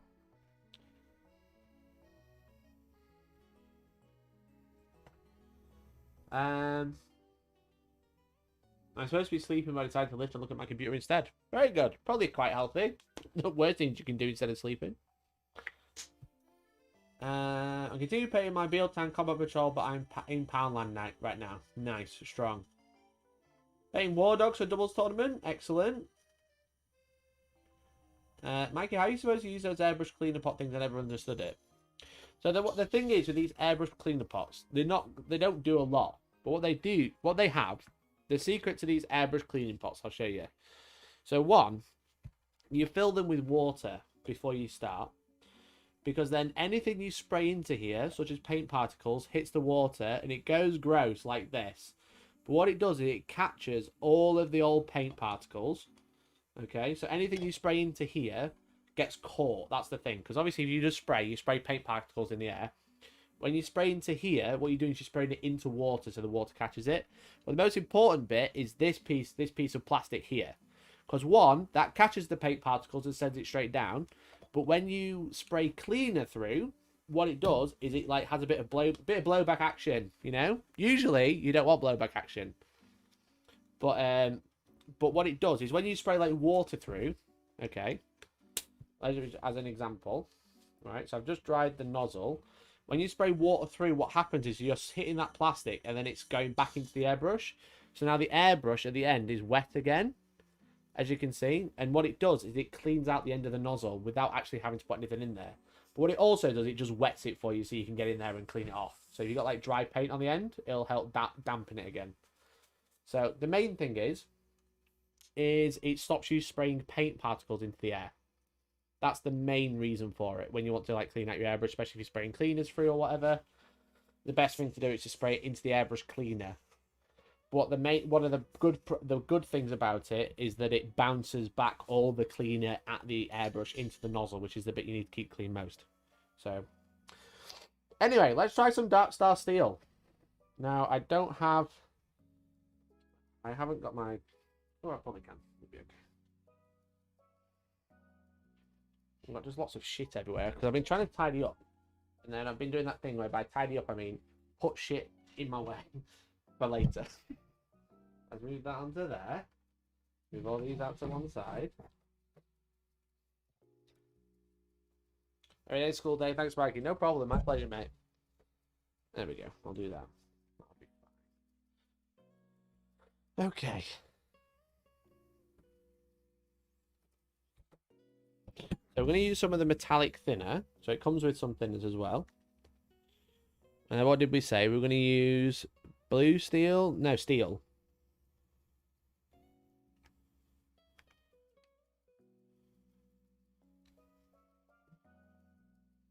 Graphite. Where's steel gone? Steel. There we go. Morning, Decknell.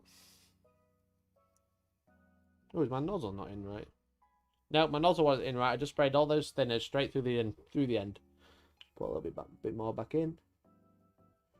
I'll do. And then steel.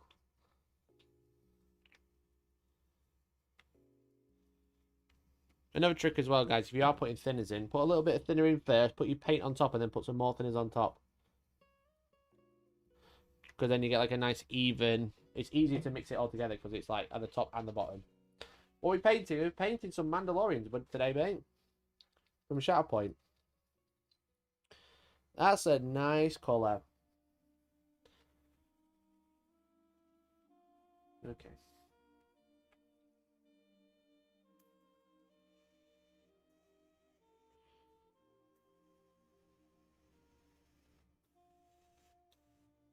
There you go. The thinners come through now.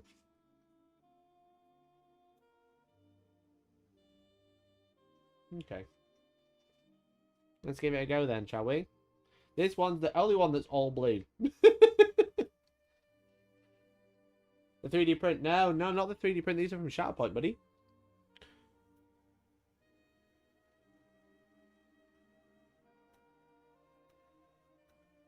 We've got quite a lot of sputtering, so I'm just going to turn the PSI up.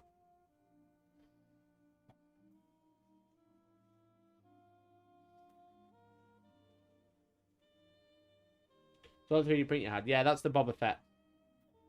He's a Mandalorian though, I'll give you that. But I'm not painting that.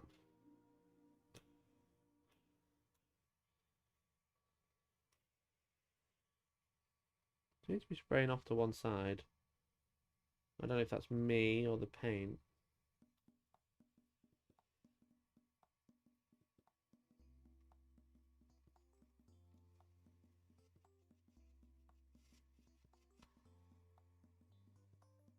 Maybe it's not thin enough. That looks a bit better.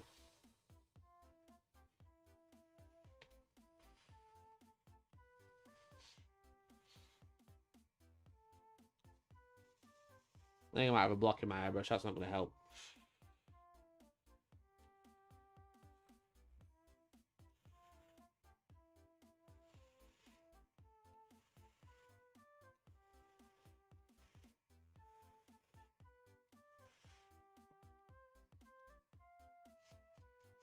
I definitely have a block in my airbrush, or I've just blocked it. God damn it!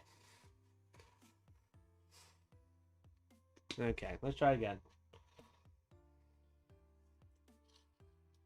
Either I've got a block in my airbrush, or that just blocked it and created a block in the airbrush.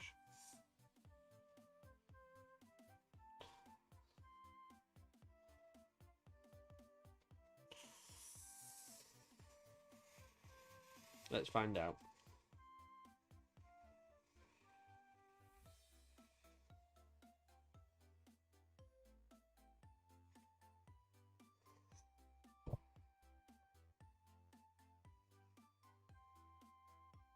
There's definitely a lump in there. It might be metallic. I can't tell. That's going to be the problem. I'll give it another go. Might have been a bit of user error.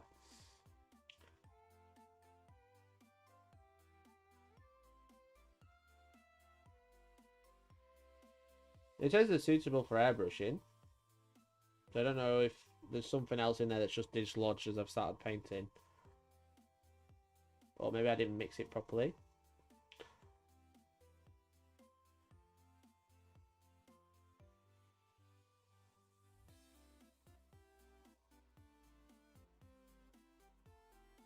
So I'm using the needle to like scrape out the nozzle essentially.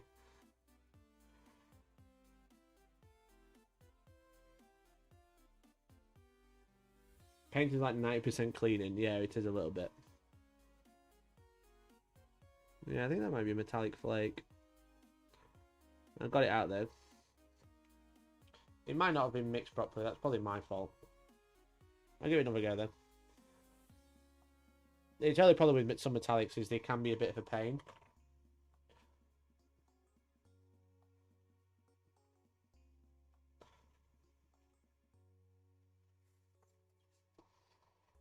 Easy peasy. Just I am the airbrush. I am the airbrush, chat. Get some badger spray through. It's probably just not mixed properly. That's all, mate. Easy peasy. I can't feel the lump anymore. Just having a double check. I'm just lightly rubbing the needle around the nozzle to try and see if I can feel anything, which I can't. So we're probably okay. There's also no fucking air coming through.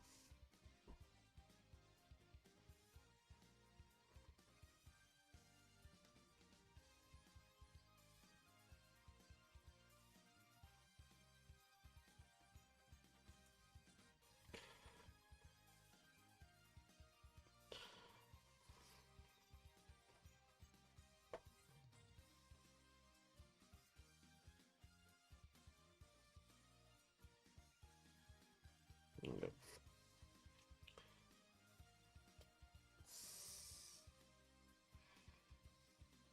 Yeah, I think there might have been just like a lump of pigment. It just caused me a bit of a problem there.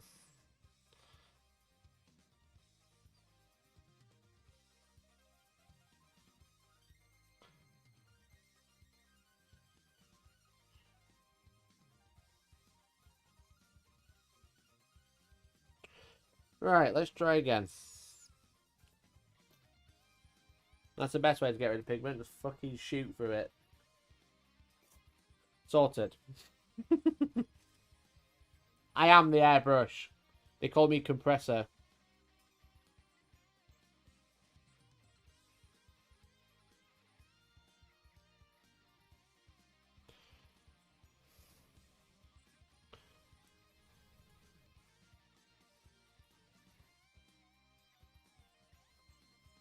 Just think you'd taken the time to clear it last time, we could have gotten a good stream. Thanks, mate. No, I think it was a pigment from the silver, to be honest. The steel.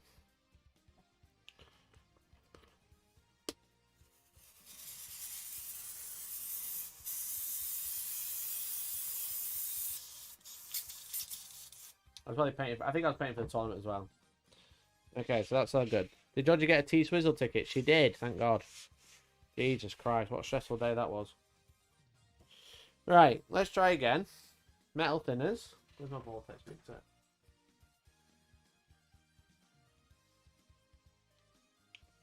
A little bit in there. I'm going to put quite a lot more thinner in this time. And then steel.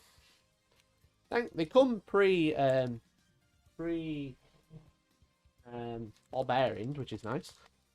I'm going to give it a good mix. I don't know how long it's been on the side for. I've never used it before, so a big lump coming out in the nozzle is probably quite normal. Okay, I'm not going to put as much paint in this time.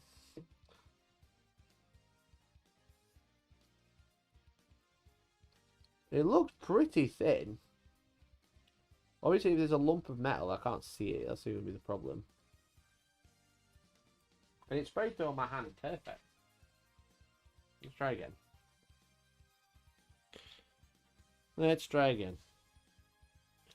That's going through fine. So obviously, a lump must have dropped through. It's very thin now, so I probably need some more paint in there.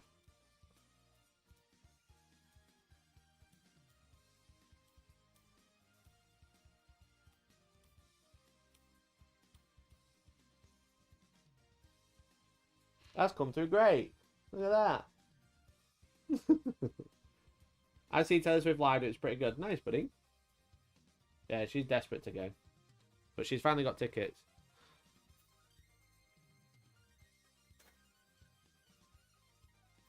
The metallic flakes.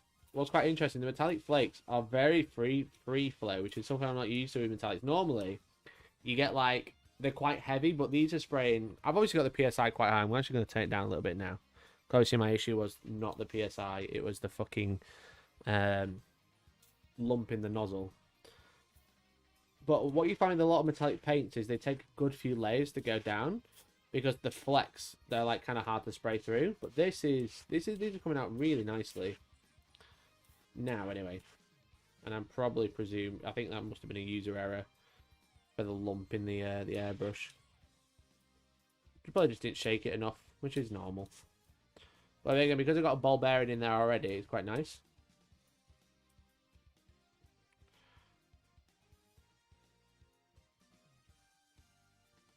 Jay used to get so annoyed to be spraying my hand like that. Best way to check colour though. Yeah, I left my gloves in my printing room as well.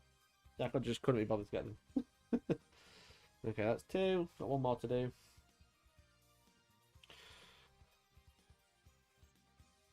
Now this one's mostly blue. I should probably get a reference picture up so I know what I'm doing.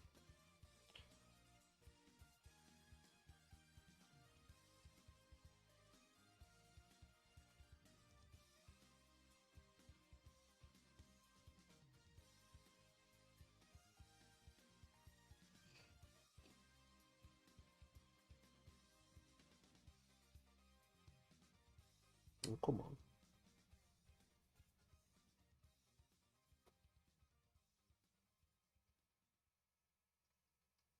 Why is it suddenly doing nothing?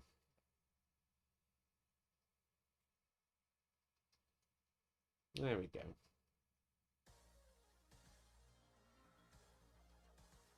So yeah, this one, she's mostly blue. So I'm not going to spray all of her because that'd be just a waste of time. So her arms and gun.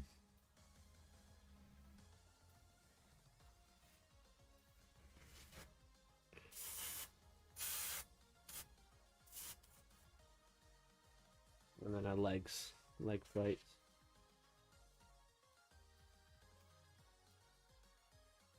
And it went on really nicely, and that is the type of colour I'm looking for, which is quite good.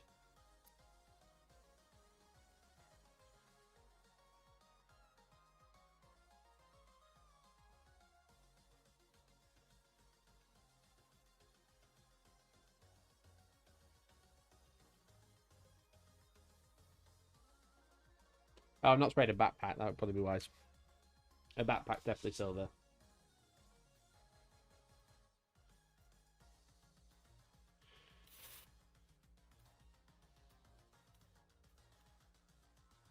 Gloves are plastic, your hands just wash. Exactly. It'll come off. If it never doesn't come off, it'll come off in the shower.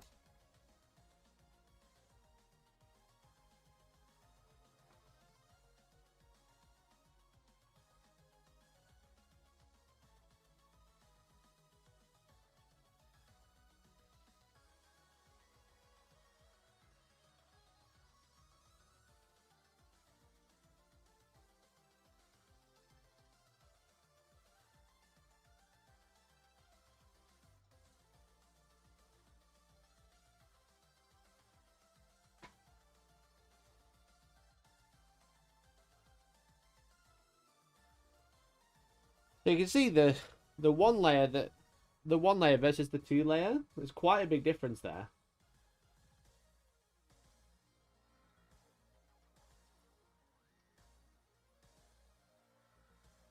The silver, that's just the same color, just one's like 1 layer, one's just 2 layers. So this is obviously 2 layers, as you can see, and there's quite a drastic difference. So I'm going to give him another layer of this color, then I'll move on to a highlight.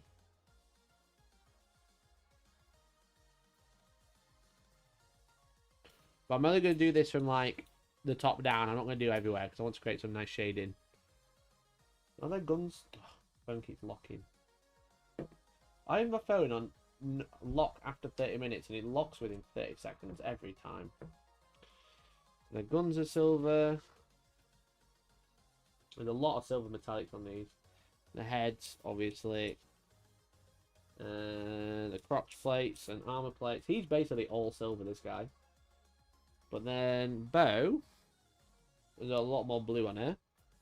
Chest plate is silver, and most of her leg plates are silver as well. Her end gun isn't. Her hat's not. Her gun is.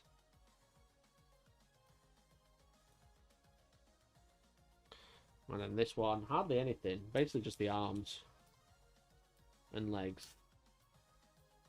So I've just got the reference picture just to one side. This is why you should not use gloves when handling resin. Please, no. Please don't do that. Okay, so that's that colour. So that's gone down. They've gone down really nicely, actually. Especially on this guy. Obviously, he's mostly some metallics. Because everyone's doing, like, non-metallic metals. I'm like, no. Real shiny boy. And then we say pewter. Maybe. Graphite's nice. Graphite's got, like... So we just sprayed it steel, which is, like, this dark colour. Here. Graphite's nice. Pewter might be that nice shine. I do think they are quite shiny, so I think probably pewter. Let's try that. Pewter, where are you? There we go. Okay. Let's run some thinners. Probably just get this through. A little bit of airbrush thinner just to clean out the previous colour. I don't want to add water because I think it might do something funky to the pigment. We'll do that, and then we'll use their thinners for the paint. Oh, yeah, that's it. So I'll put their thinners in the bottom so nothing dries out. I'll mix this.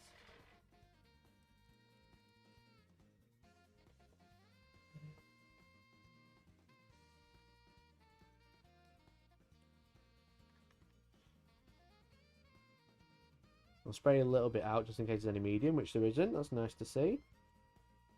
Yeah, that's the silver I want. Pewter. I'd say pewter's like a darker colour than that. But I didn't name them. They did.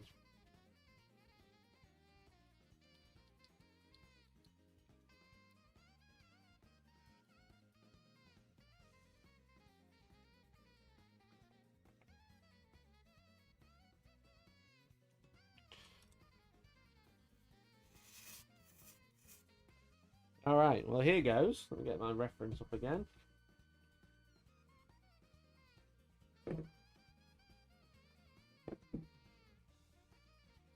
He goes nothing, I guess.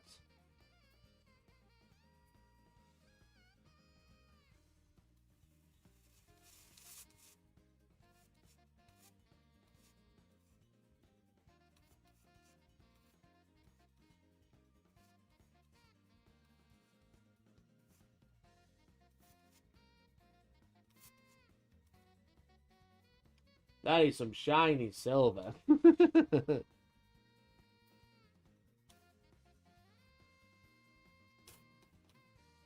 And spraying quite nice, I will say.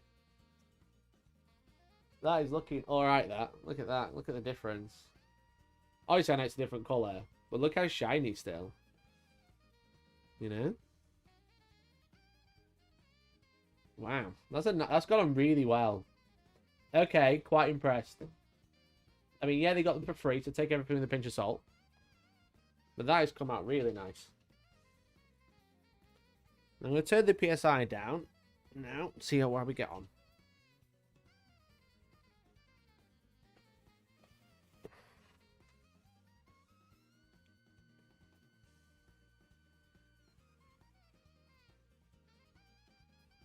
That's a lot smoother, a lot more controlled there.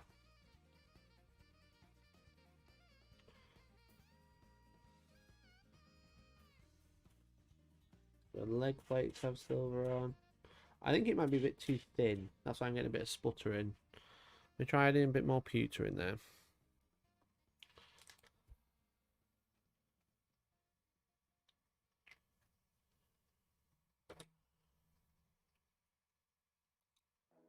Add a little bit more paint. I'm getting a bit of sputtering. I think it's so it's really thin. Just dry it off. Off you go.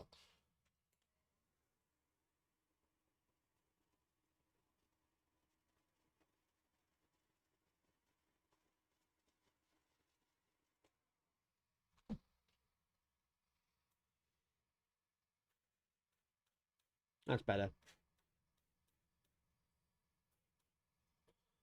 Phone's locked again. Come on now.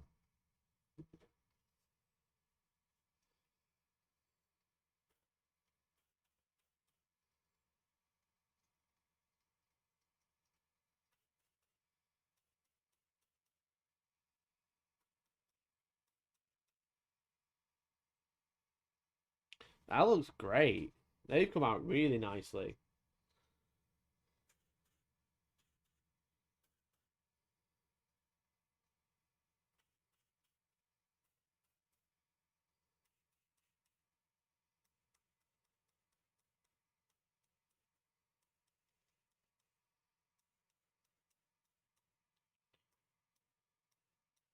Well, not so much there. Let's try again. Dry that off. Got a bit spluttery there.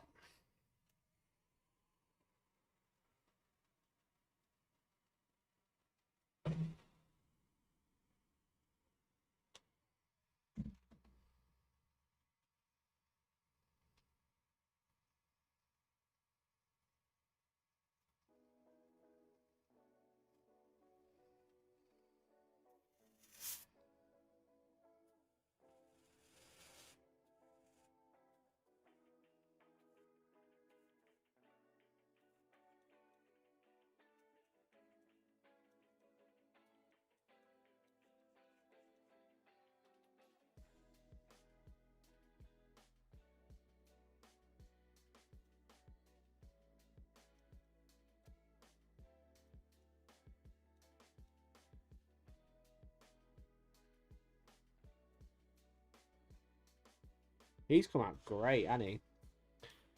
It looks like he's made out of chrome.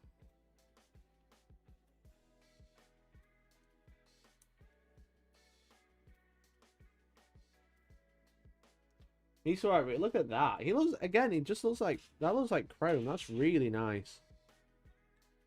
That's just like one and a bit coat, two colors.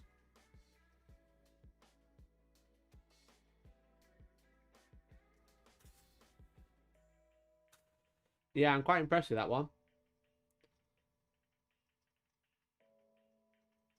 But now I've got to wait 24 hours. That's going to be the pain. I've got to wait 12 to 24 hours before I can buff them. So now I don't know what to do with myself.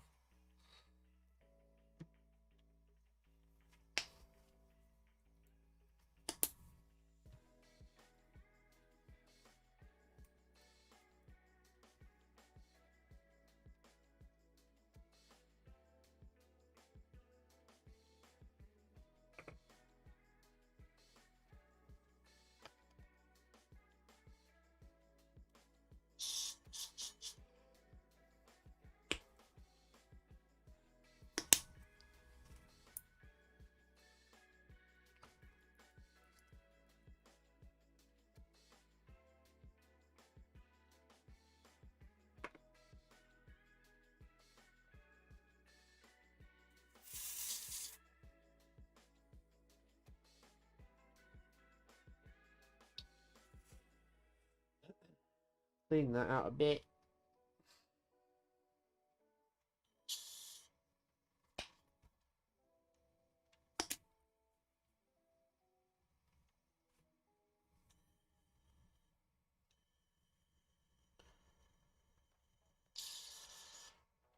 I think that's going to be the downside of these, is if after you've applied after you apply the layer, having to wait ages for the paint to cure is arguably fine, but like if it's going to be like 12 hours or 24 hours, like you're going to want to do it like last thing at night and then first thing in the morning come and buff them, and then not to provide a cloth either is probably a little bit of a oversight, I think. Because now I just want to keep painting. I'm like, these metallics are great. I want to keep going. But I also want to try this buffing system out. But I don't want to do that. I don't want to start painting it and then go back to buffing it. Because I think you're supposed to do it before you do anything else. You're supposed to buff it straight away.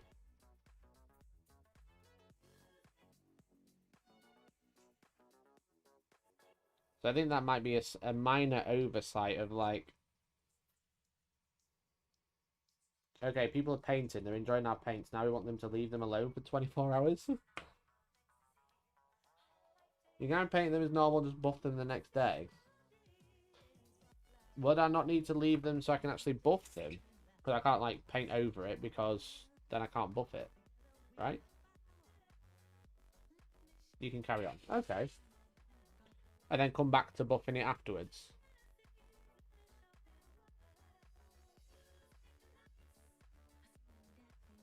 You can carry on buffing it at the end. Interesting. Okay.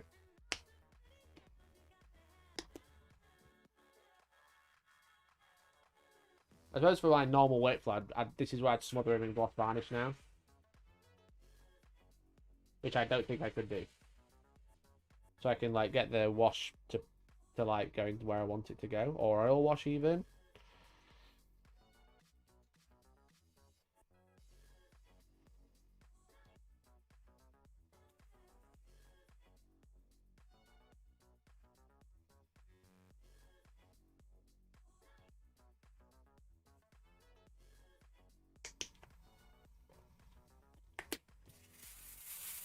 Well, we'll carry on then.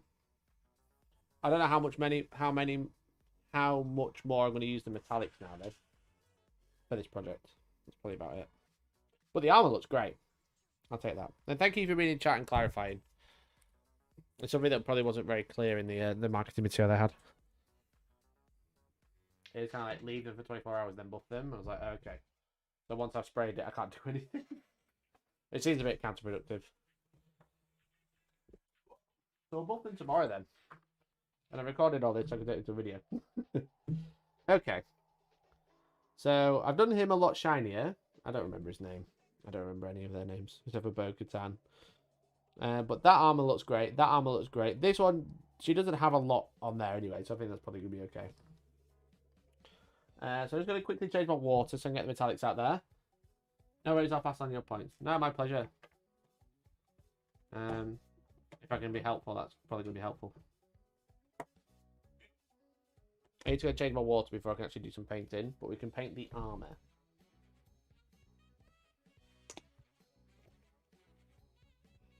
Because now my water is full of paint metallics. Paint flakes even, so I don't want to like use it yet. Okay. Put that there. I'm going to change my water, guys. Just give me a second.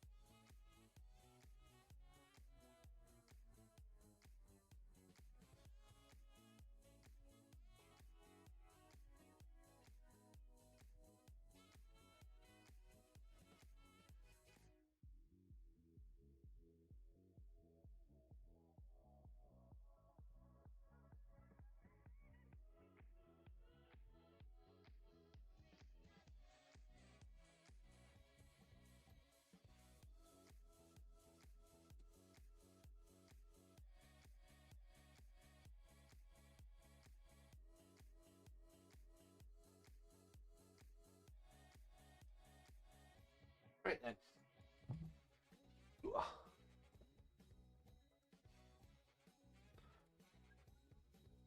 So now we need the blue for the armor, which I think, again, is going to be traditional. So we'll probably have a look at the two thin coats line. Have a look what they're doing.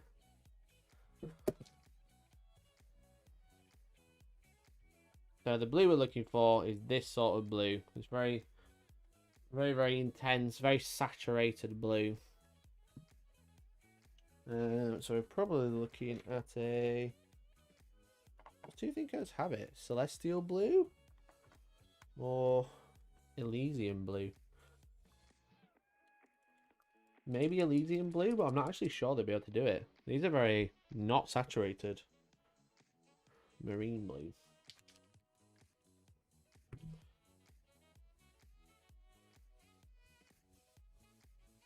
Oh, lots of medium there. Marine blue is very dark, so no.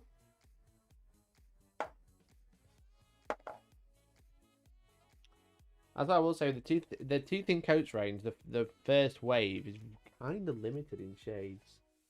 Now these aren't the right blues, I don't think.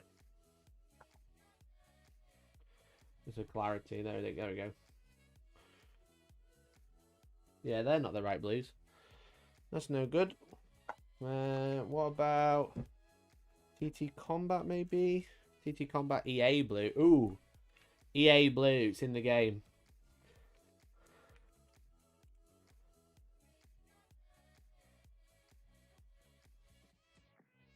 A bit too light. One's a bit darker to start with. Poster Boy blue is a nice colour.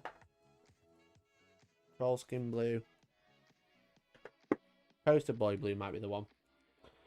Palisade blue contrast. That's no good really, to be honest. I don't really want to. I'm not using a contrast.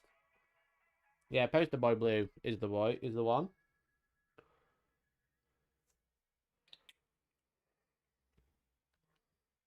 And EA blue is a highlight probably.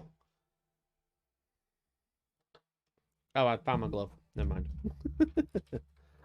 Okay.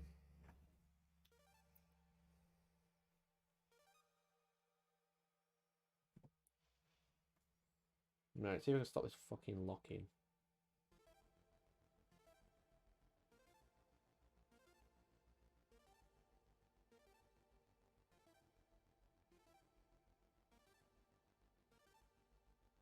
Also, look, why is it on 30 seconds?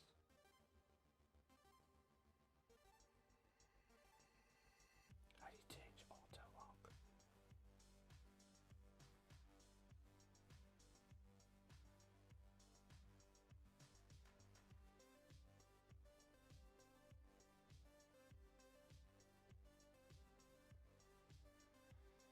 Oh, when in low power mode. It's because it's in low power mode, fuck's sake. That's why. Right, let's do this lad first, because he seems the most interesting. Yeah, this blue's the perfect one for a base coat. So this is Poster Boy Blue by TT Combat. So that's his mask.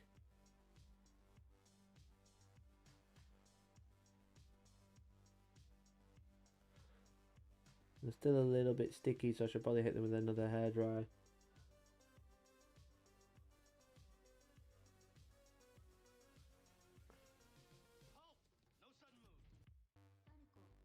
That's definitely the right blue, thank God. I'm kind of glad I'm not doing metallic, because I think it might be a bit overwhelming if it's all metallic. With like multiple colours. It looks a bit odd because it's silver down the middle, it's supposed to be black.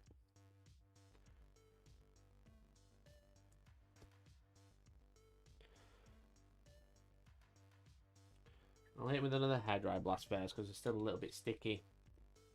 Obviously all the thinner hasn't dried out yet.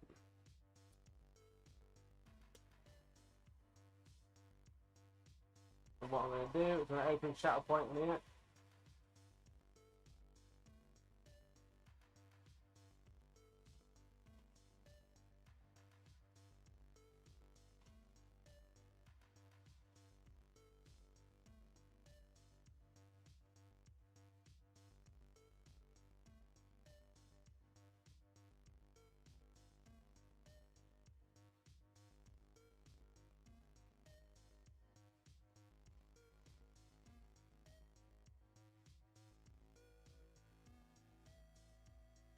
Let's see how I'm doing now, because I pulled it up on my computer.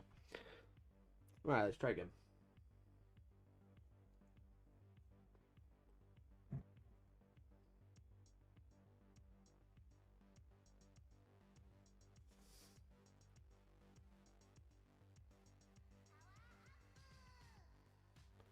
That's better.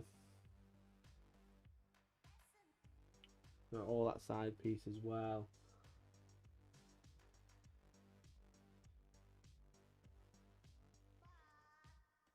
Is it blue all the way around? I need some Star Wars nerds in chat.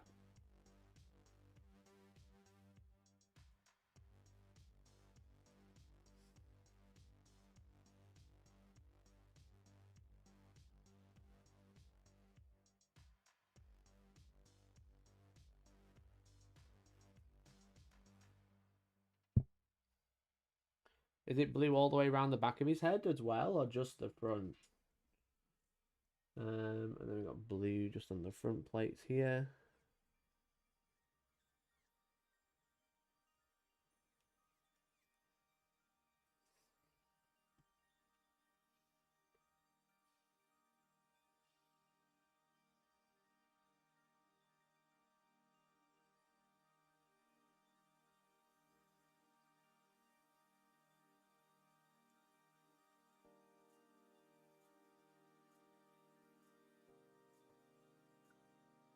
Is that it for him?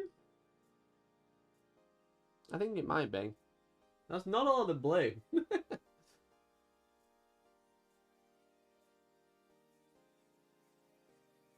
I think if I did... That bit looks more silver. I'm not sure whether he's supposed to go all the way around the back of his head with the blue line. The blue stripe thing.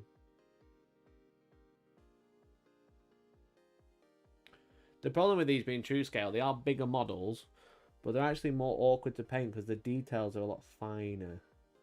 Well, obviously with GW, because they're all heroic scale, everything's pushed to the max. All the important bits you need to paint are a lot bigger than they normally would be.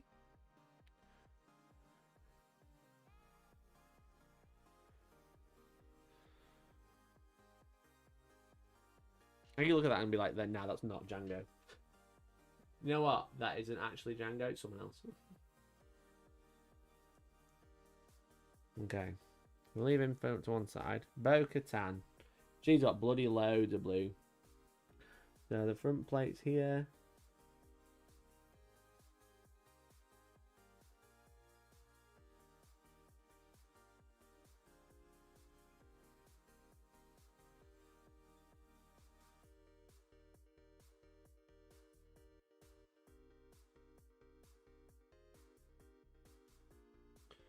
Leg plate. The knee plates are all blue as well.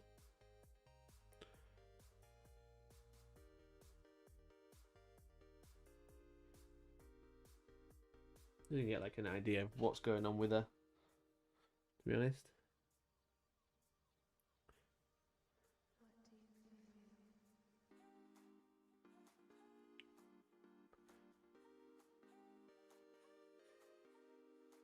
As once I've base coated these bits, I can work out what all the other colours are going to be.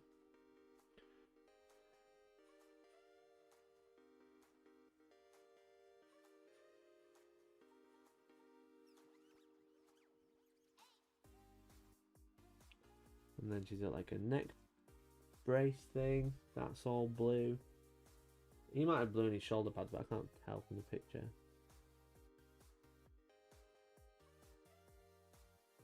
This colour, bang on.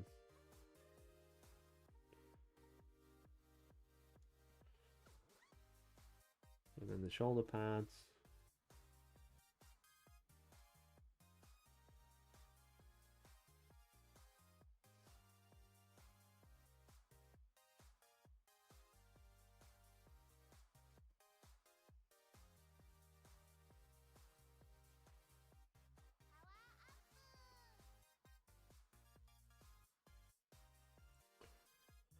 And then most of the helmet, bar the front, which is actually white. Okay.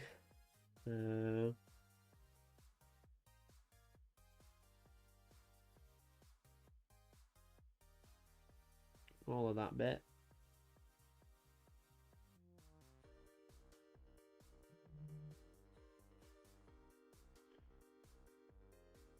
And then probably all around the back.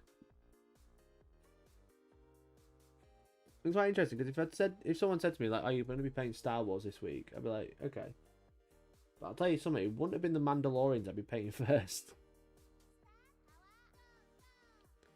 I was just kind of excited to try these molten metals out. But these miniatures are really nice. I think it's probably good that I'm starting with something that I'm not super mega fussed about straight away. I think I've already just started with Anakin. Because it's fucking Anakin Skywalker, obviously. But sometimes starting with something that you're not mega excited about can like make you look forward to painting the thing you are mega excited about. But also, you can be pleasantly surprised and be like, you know what? Actually, these miniatures are really cool.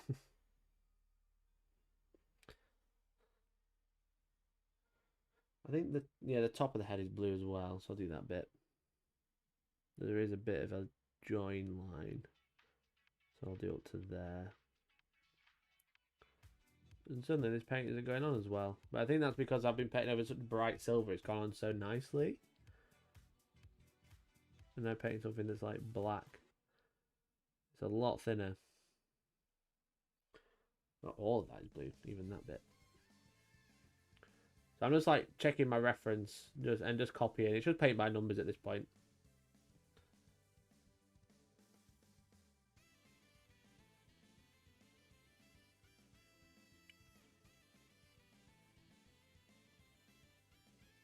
I hope you're all doing well. Thanks very much for tuning in. I really appreciate it. I appreciate this is a little bit different, but let me know what you think to like painting streams on a Wednesday morning. It's sometimes nice to just do something a little bit different as well, especially like if not a great deal is happening. Because I love covering drama and news, but sometimes people are just a bit boring and they don't give me much to work with.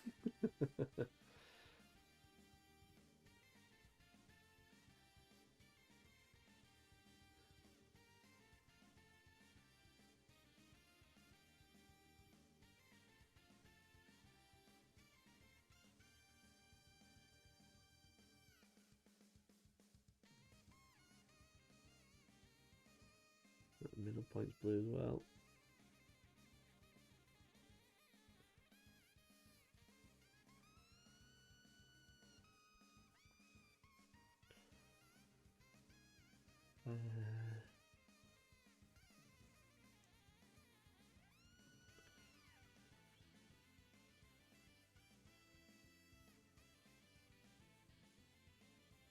Smashed it.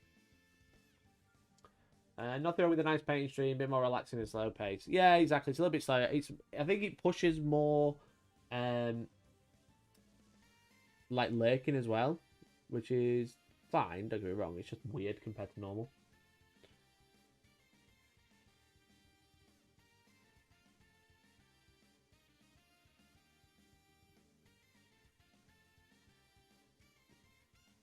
The nice thing about these is they have all the detail embedded in already. So they have all like the helmet details modelled into the model, so you don't have to like freehand it, which is nice. So I just dodged the little white bit in the middle of her helmet. I'm going to do like some 360s of these miniatures though, because I don't know where everything's supposed to be like colour-wise. Happily painting along with you. Yeah, it's true. Well, hopefully I'm like relaxing entertainment. That's all I want to be. Hopefully not wasting your time. It's a bit different though. It's a bit quieter than normal because it's like, again, it like pushes lurking, which is fine.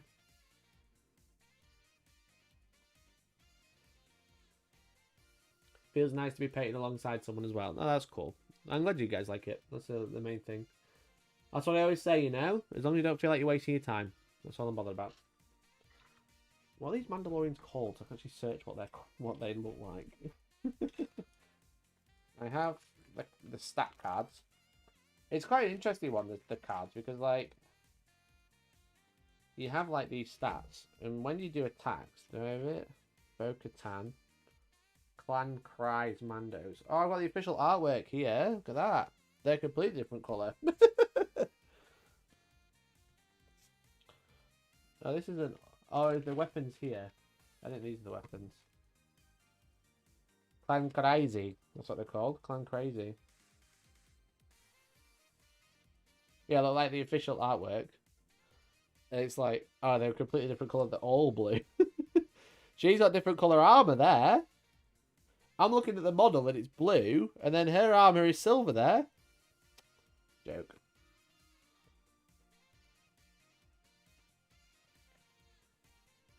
What's quite interesting is these things. So, like, when you attack, like, all these symbols are, like, damage. And depending what you roll, you, like, follow up the track. So, like, you start here and then you can choose which way you go. So I think this is probably, like, heal or break or something like that. I don't know. But depending how you attack, you follow the algorithm. Like, which direction do you want to go? Like, look, this is Bo-Katan. She starts here, then she can go down and do these symbols, or she can go up and do these ones, and then go back to here, then she can go up or down again. Which is pretty fun. But the problem is, the artwork is different. I was like, oh, I'll just look at the artwork. That'd be great. I think as long as there's blue on them, it's free real estate. Yeah, I'm just wondering what it's like on the back of the helmets. But it's quite funny that the official artwork is just different. You know? It's just quite a bit funny.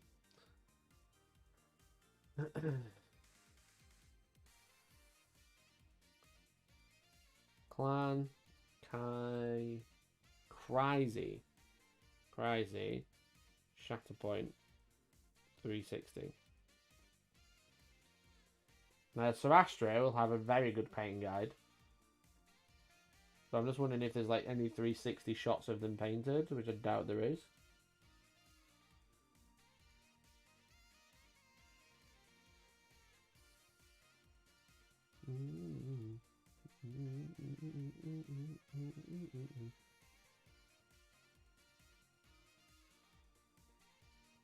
But if that's the clan, if this is the clan, then his helmet is fully blue. But then the artwork and the model is different. Is this the same clan? It looks like it, because it's Bo-Katan, a lady and a man. I'm so confused, guys. Guys, I'm so confused. I'm just trying to copy the official art, and it's all different, depending where you look. No matter where you look, it's all slightly different.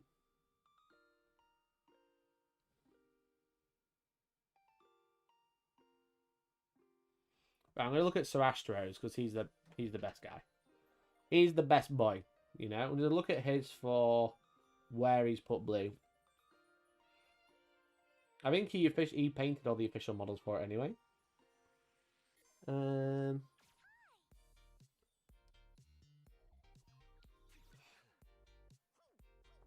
I just want to have a look at the back of them, basically. So I can be like, oh yeah, that's blue. Okay, that's not blue.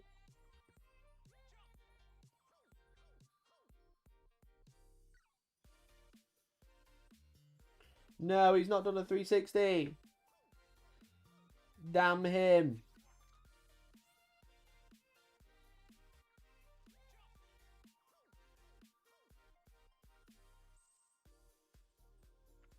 He doesn't do a 360, boys.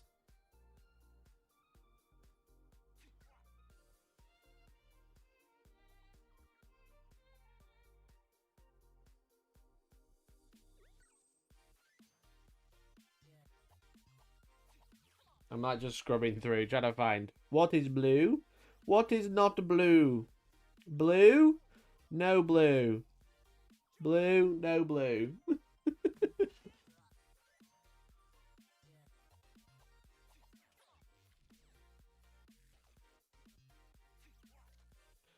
Sometimes it's blue, sometimes it isn't blue. I'm so confused. Right, we have to make it all. We're gonna have to yellow, guys. All the back of her helmet is now blue.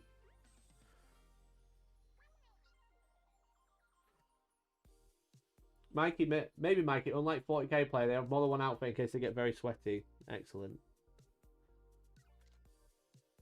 I'm just trying to follow the story, okay? I'm trying to be the lore nerd I never was. And now you're all like, God, just do what you want, Mikey. You don't understand, it's Star Wars. You can't just do what you want. That's not how it works. Right, he's not got enough blue, I don't think.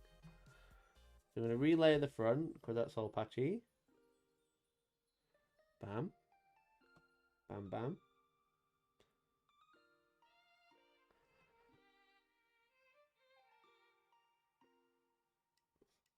I think I'm going to do like a blue line. Like a blue line? What do you reckon? Like that. Blue line time.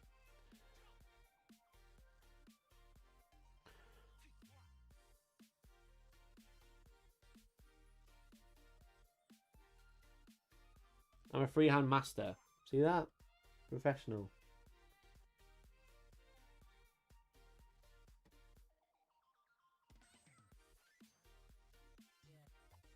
Someone's going to come to me and be like, the Mandalorian didn't use lines. That was exclusively the Stormtroopers. I can already hear it. I can already hear them complaining.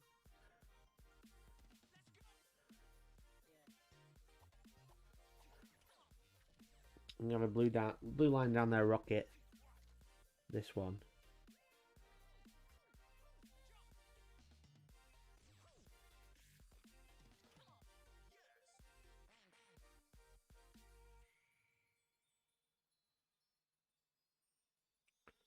That'll do. That'll do for the blue. Right? Someone tell me it's going to be okay. Please.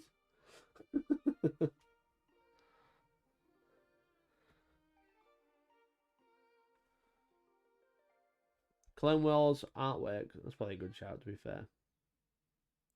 I've committed now, mate. It's over. I've already gone off the deep end of doing whatever I want.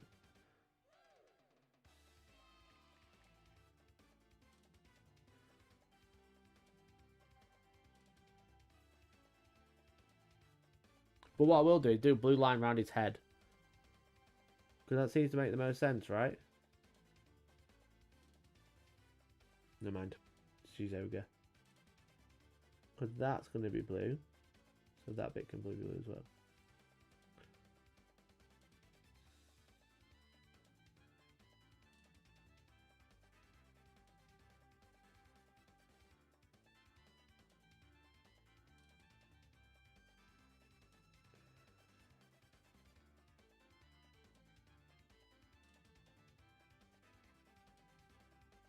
That looks right. That looks right with his blue line head.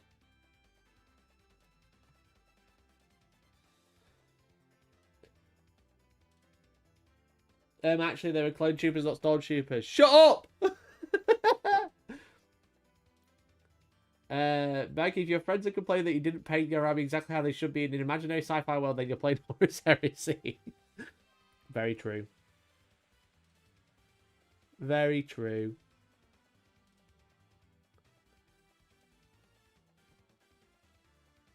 Imaginary sci-fi world but full of clones.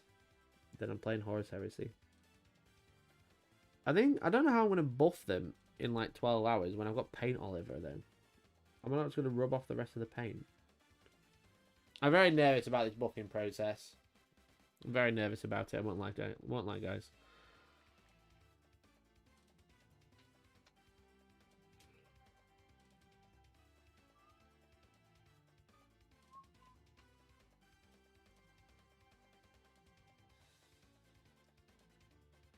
Oh, I need to redo her as well.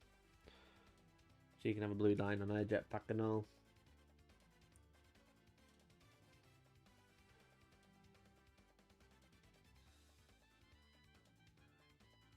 Poster boy blue though, banging perfect colour.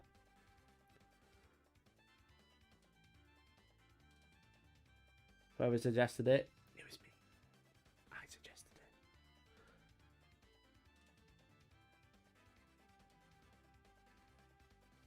Then they got a little something holding them all together, aren't they? If they have the blue Vanguard stripes on their legs and then the one down the jetpack. That ties them together as best buds.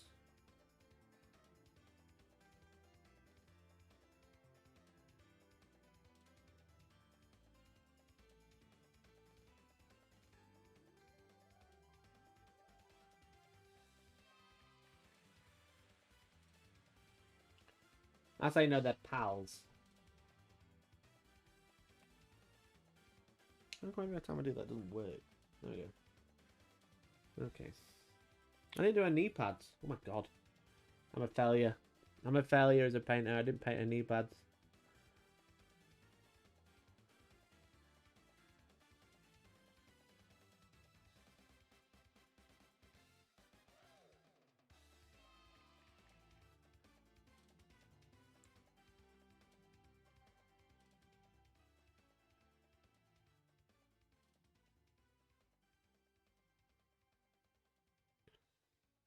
Or... Oh, shoulder pads are silver. Okay.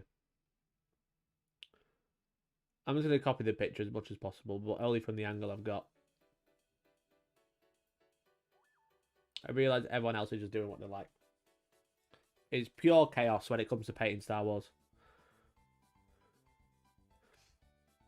I thought that'd be worse. I thought it'd be like way more like... way more strict and way more obvious, but it's like... It just feels like... Obviously, it's all going to be like artistic direction of whatever show you're watching they're from. Especially compared to like live action to TV show. Because obviously the TV show is all animated and then live action is like has the difficulties of being live action.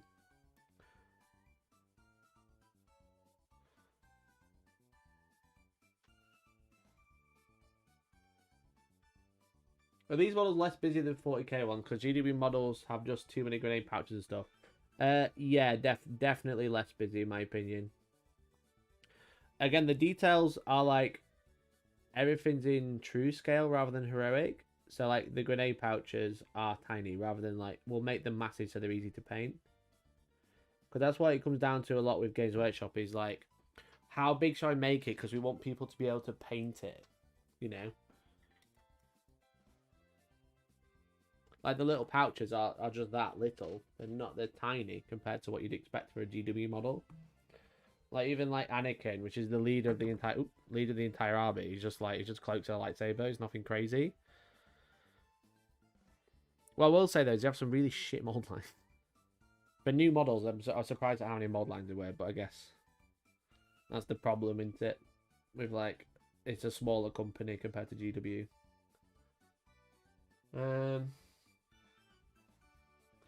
Okay, we need to do like the undergarments.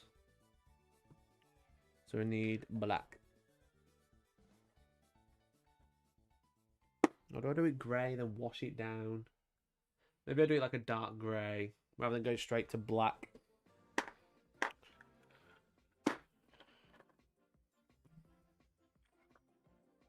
Shadowing grey.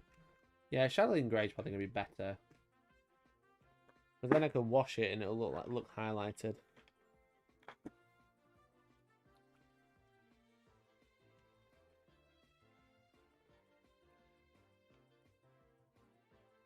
That's my main gripe with Star Wars Legion is the mod lines are a nightmare. Yeah, they seem a bit off. I like buffed them all out last night and I got most of them, but there's still a bit of a pain. You can still see some of them.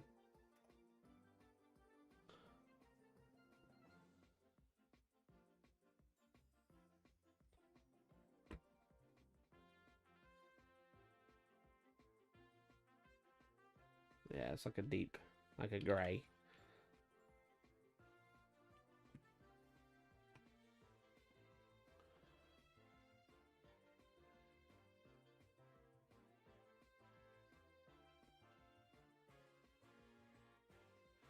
Okay. Let's get these undergarments painted.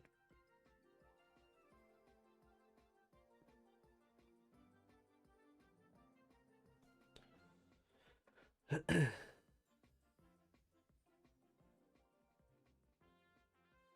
I can look at like washing the model and that'll start tying it all together then.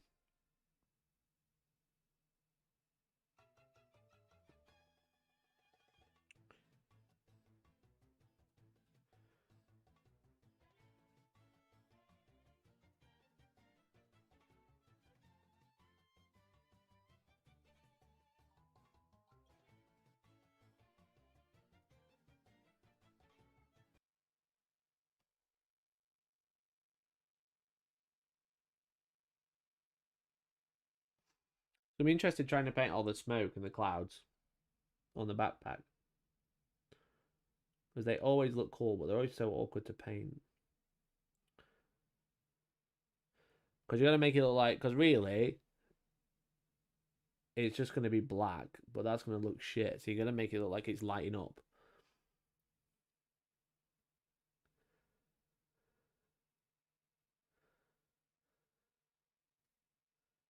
The only bit that lights up really is the flame from the backpack.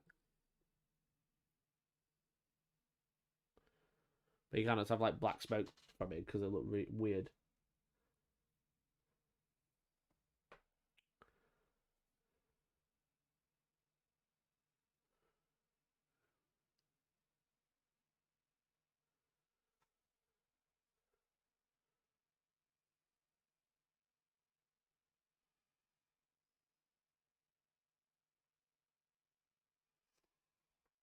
Random one. If you had to pick one model, what model have you enjoyed painting the most during your hobby career? Ooh, the one I didn't like the painting process the most. That's a great question. I painted a lot of models in my time. Don't know if we're in the thousands yet, but we're probably not far away. Ooh.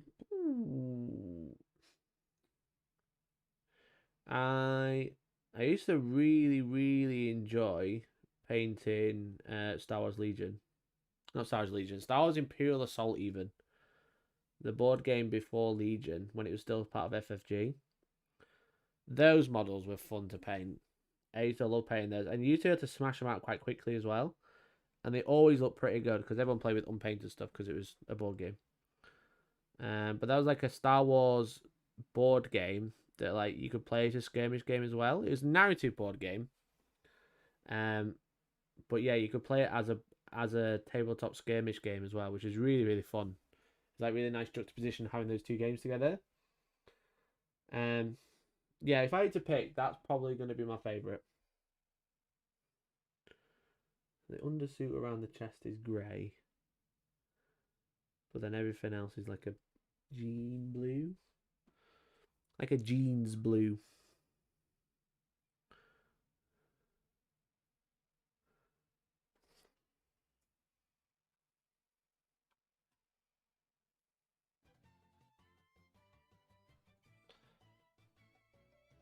Playbears are great fun. Yeah, they can be. I think what sours a lot of like painting 40k models is when you have to do absolutely loads. I think that really does sour it quite a lot.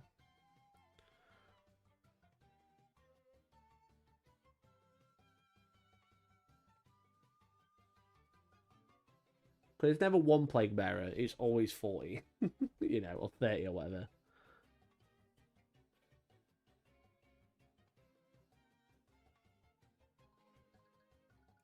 And I think that can take away the enjoyment from a paint job when you've got like it feels more like a task rather than a hobby.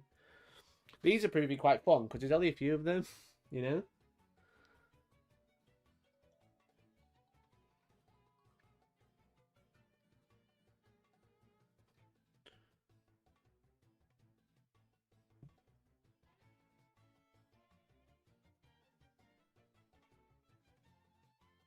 I'm actually going to paint the inside of here as well, just so I can wash it.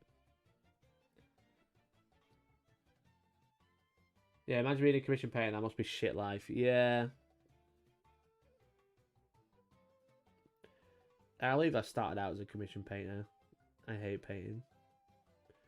I don't like. I don't hate painting. I enjoy painting. What I hate is like the monotony of it.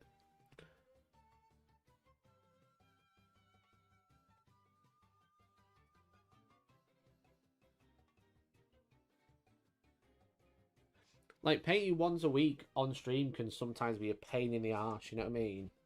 And I just can't be bothered. Because sometimes I just don't, and that's okay.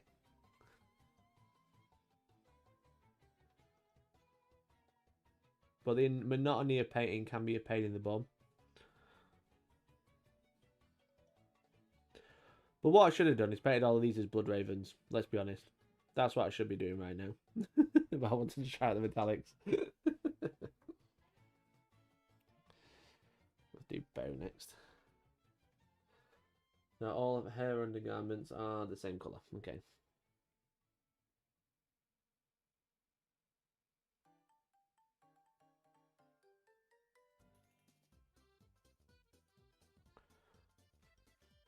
That's why I pay other people to do it. Yeah, exactly, mate. Exactly. There's just like... It's like someone commented on my short the other day about the 3D printed miniatures that are painted from Only Games. And that's like such a cool concept.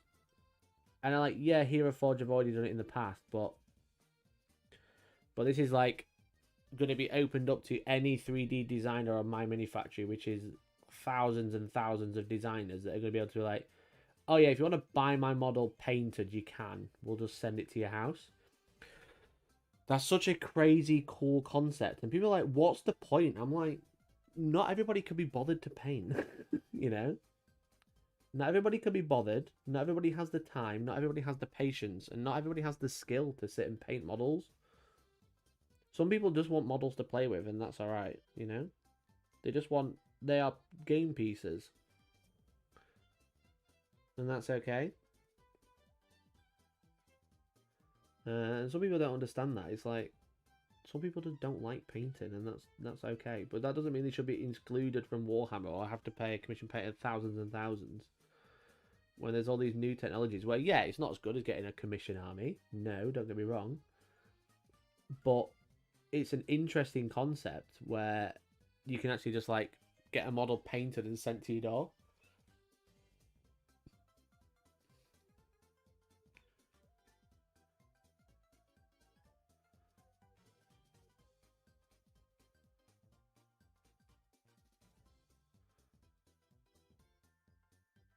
I think that's really cool. It's just another way for people to get into the hobby.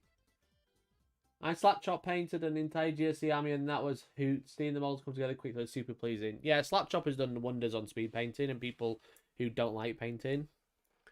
That video has obviously done very, very well, and the concept being like so much easier, so good for entry-level painting of like, here's what you do and go and have fun. How do you know Bo's undergarments are the same colour? What source material are you doing? I've got this picture on my monitor. I'm just using this picture from AMG. So I'm just copying this. I've literally just got that up on my monitor on page. And I said I'm just kind of going. I'm freestyling for the front and then making it look the same on the back.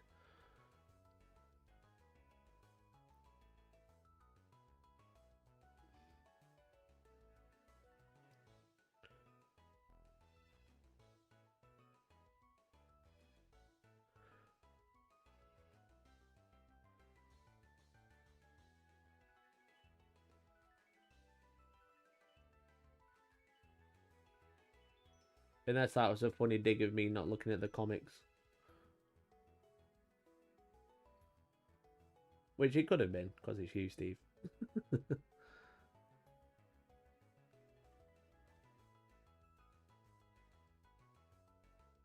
But I haven't said it in a while, so I'm going to have to say it again. It's top of the hour. If you want to support the channel, you can by becoming a member. We're trying to hit 10 members every single stream. I've still got 7 to go. We're still quite far away. I'm going to be ending stream soon anyway. But if you want to support, you can support as little as £2 a month. That'd be really cool of you. You get access to the Discord. The Discord's really fun. It's full of great people, like-minded individuals who love hobby and love Warhammer and love taking the piss of me. It's a great community to be a part of. I post behind-the-scenes stuff there, so if you want to see what I'm working on or things that are probably going to come in for videos, you can have a look at them there. And generally just have a great time because it is a really great budging community. I think that's the right word, bludgeoning, blossoming community. There's like 800 people in there. We're trying to hit like 1,000 members, which would be pretty sweet. So if you want to support the channel, you can become a member. And if you're already a member, you can gift a membership to someone else and let them be a freeloader and join the Discord for free.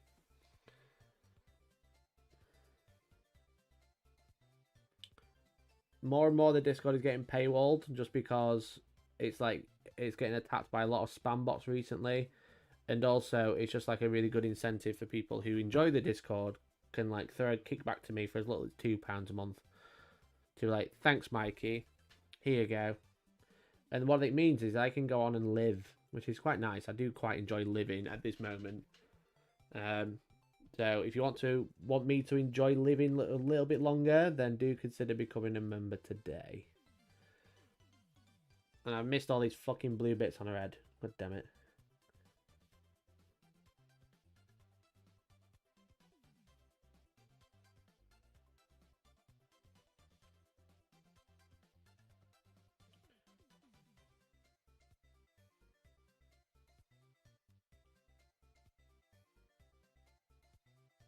Bullying Mikey community. It is a bullying Mikey community. Daniel, have you accepted subs? Or you can just subscribe at £2, mate. You use the Discord all the time. Say thanks. I know it's annoying to ask, and I know everyone asks. I know everyone's always asking for memberships, but a little bit goes a long way, you know? A little bit longer, not living for a long bit longer. Nah, I'm not bothered, mate. Only a little bit. That's the great thing about when I ask people for memberships. I'm asking to live, but only for a little bit.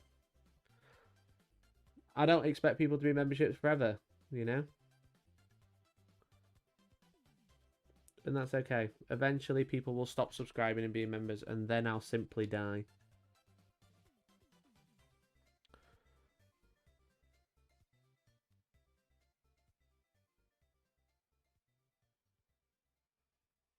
You know, once Georgie's been to see Taylor Swift, we've seen the end of Attack on Titan.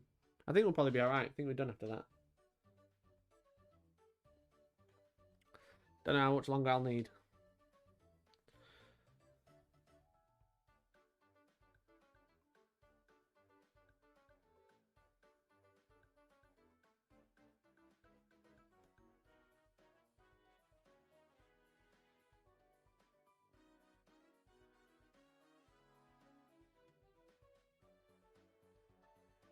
I'll see if Attack on Titan ends. Well, you know, there's one thing that's keeping me going, mate.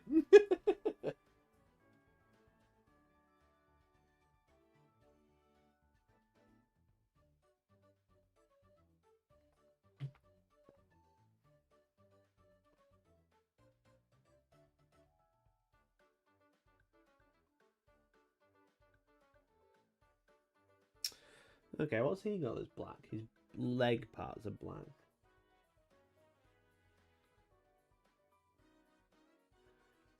Got my birthday next week. Gonna sneak in some Hellstorm merch. Hoodies look fresh. Oh, yeah, mate. Let's go, baby. Which one are you thinking about? Because we do sell merchandise at hellstormapparel.com. Decknull, thank you so much for becoming a member. There we go. He finally did it. He finally did it. Welcome, Decknull. It's only been 5,000 years of him saying, please gift me a membership and getting RNG to death. Be like Decknull. Stop waiting for the RNG. Take hold of life by the balls.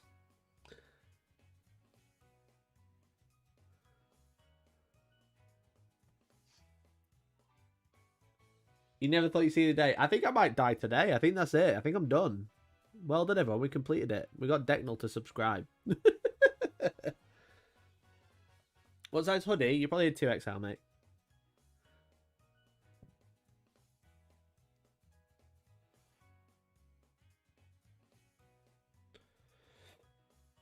Bloody hell, Decknull subscribing. What's next? Hell just froze over at the same time. That's crazy. It's in the news right now. You know? The Titanic is sinking again. Hell's frozen over and Decknull's become a member all at the same time. Pretty crazy shit.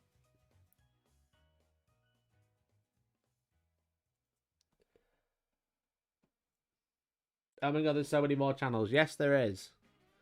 There's a lot more channels. And the free ones are going to become even more limited. See, look at all those channels you got just for £2. Look at all them behind the scenes stuff. You get to see stuff that no one else sees. And you get to insult me more because I actually respond to the ones in... I don't really respond in general. Not often. Unless it's someone being dumb. And the person you argue with isn't even in there, Decknull. You know? You know, it's just like, it's a great place to be. I'm gonna do his neck black because that's gonna be a nice breakup.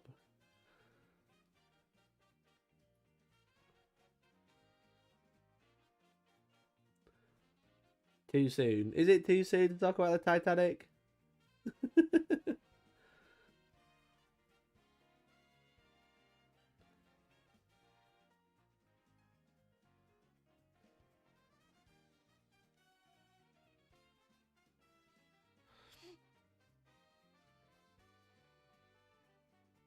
You can read the rules questions. That's about it, yeah.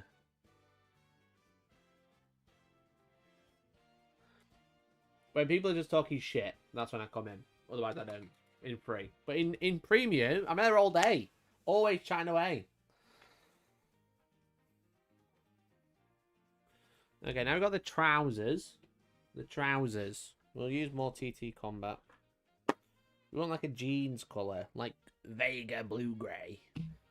Vega blue-grey? That's exactly what we need. Look at that. That was so easy.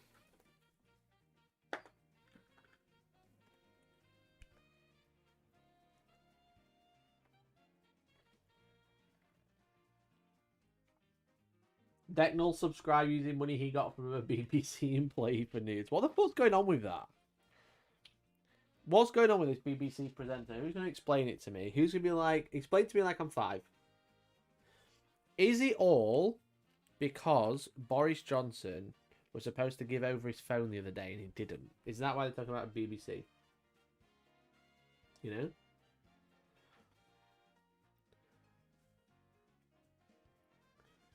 Is that what's going on? Because whenever something happens in the news, I'm always like, what's the government done now? You know? What's the government been up to this time? And I heard that Boris Johnson was supposed to hand over his phone to some inquiry and he didn't. And then it was all about BBC presenter being a nonce. Is that what's happened? Is that basically the long and short of it? Did Boris crawl back out of the ocean? Yeah, he's under inquiry, isn't he? Because he's a big cunt. Do like COVID parties.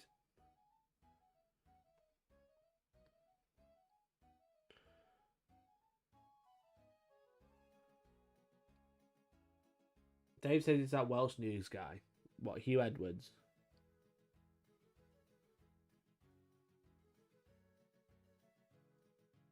I've been seeing TikToks about it, which have been quite funny. Because someone was just like, but we haven't worked out who it is. You know? They said Hugh by accident instead of who. Everyone's like, dog whistle, dog whistle.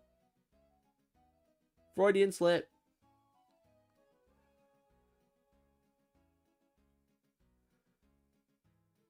But what's he actually done? Has he been a nonce? Or is he just like... just going about his day, but they need to distract people from Boris Johnson? Conspiracy to distract us from the next Poogate investigation. Exactly, that's all I think it might be. That's all I think it might be. It's just to distract us from Poogate.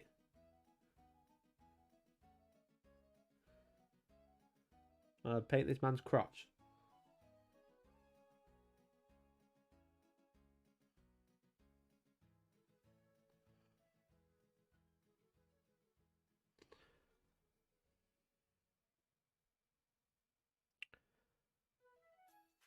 But does anyone know what the allegations are? Can you tell me in baby terms so you don't get banned from YouTube for explaining to me? In baby terms, what are the allegations?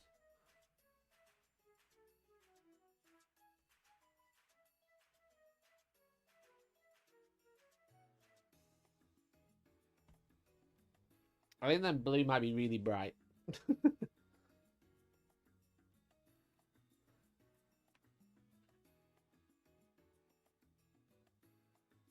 I don't know about you, but I don't ask for nudes from teenagers. Okay.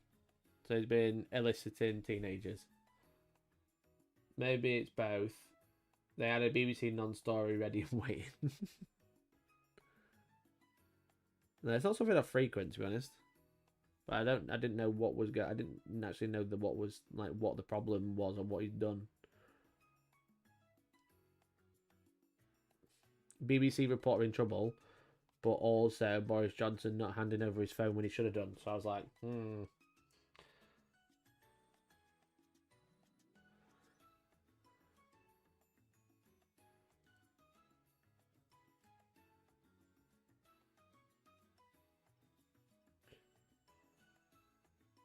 just a skeptical soul.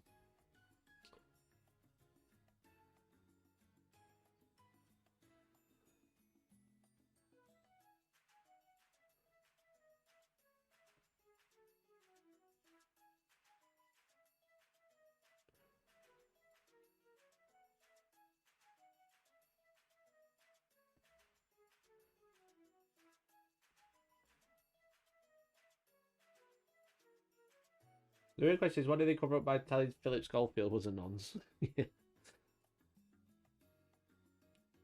I don't get it. Like, how difficult is it to not be a nonce? Am I dumb?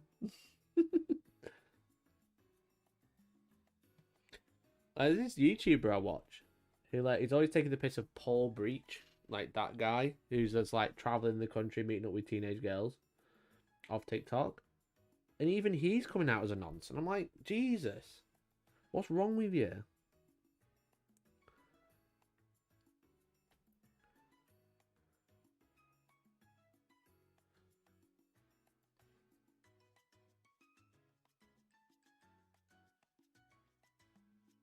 I know that's a very surface thing left for me to say. Like, how hard is it not to be a nonce? But come on now, it's fucking everybody. What's wrong with you?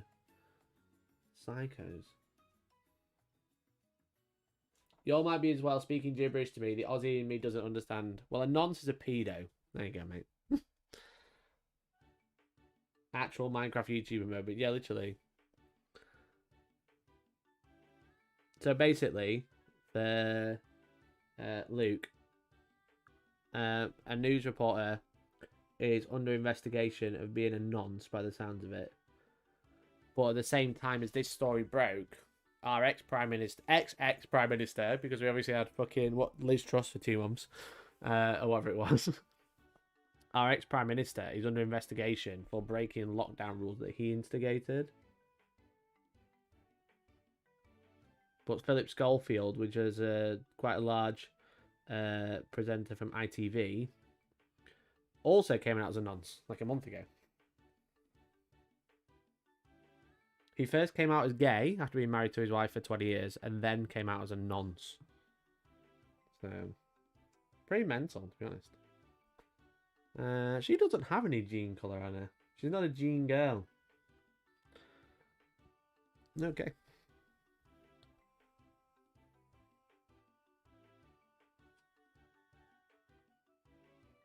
And this lad is only her arms.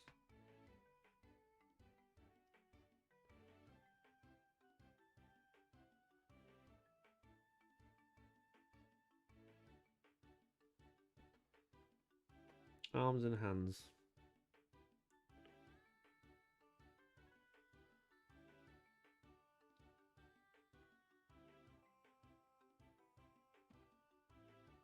If the name comes out, it's going to be someone no one knows. Probably.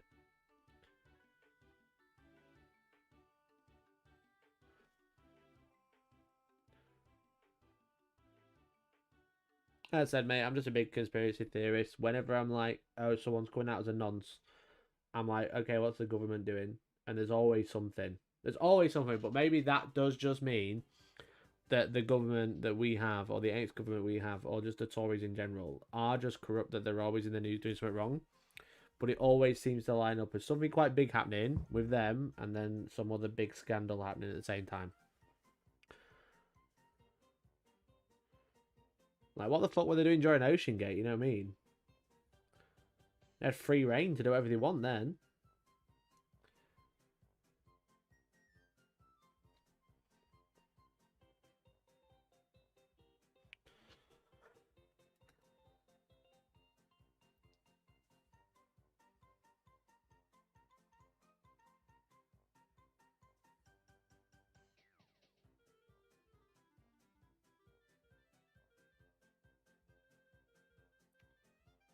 Okay.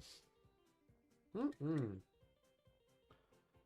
think you come out as a nonce. Think people accuse you of being a nonce. Fair enough. Yeah, fair play. My terminology might not be quite right. You don't technically come out as a nonce, no.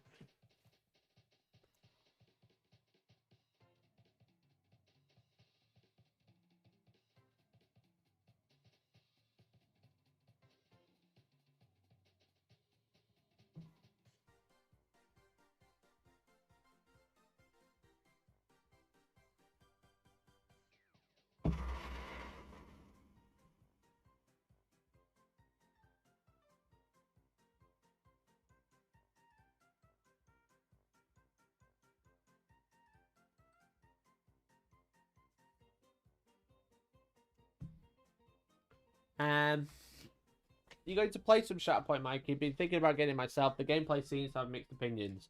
From what I've played, it seems quite fun. My experience with the Shatterpoint gameplay is very, very limited compared to what it should be. But I'm hopefully going to be playing some over the weekend. I need to message Josh about that, actually. I'll do that in a bit.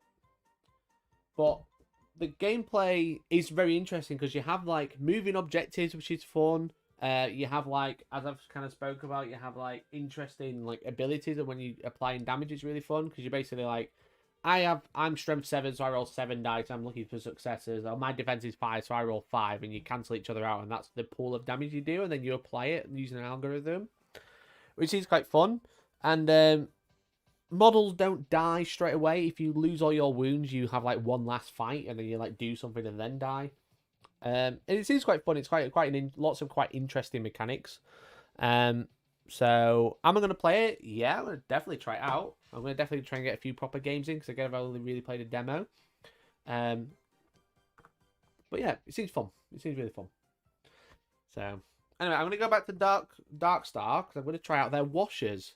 Now, I've been informed that these washers are exactly the same as the old foundation washers that Games Workshop used to make, such as the elusive Devil and Mud. Look at that. Look at that. It's a piece of history, this. Supposedly they smell after a bit because there's some biological stuff in there. Oh, yeah, that definitely pongs. Oh, yeah, that pongs. But I've been informed that these Citadel washers are these in a new bottle.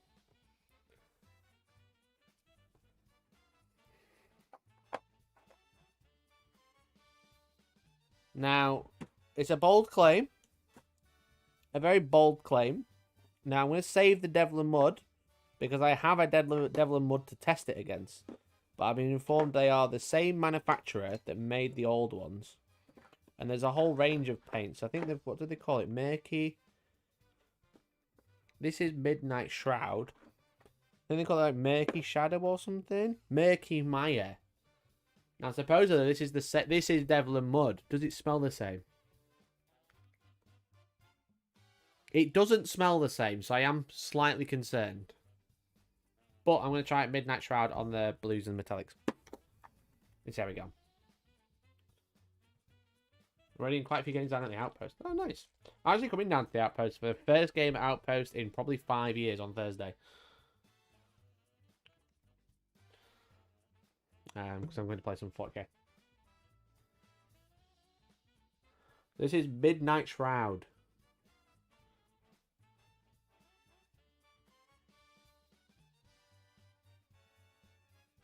Okay, they run into the recesses quite nicely, didn't they? I went in alright, to be honest.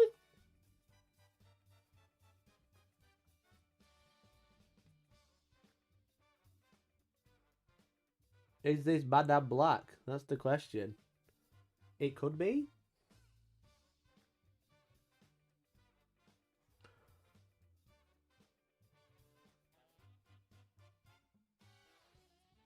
I don't have a Madame Black to compare it to, that's the problem.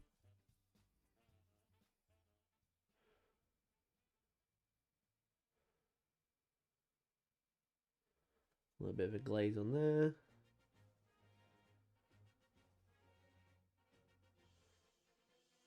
Am I supposed to buff this after I've washed it? That's going to be the question.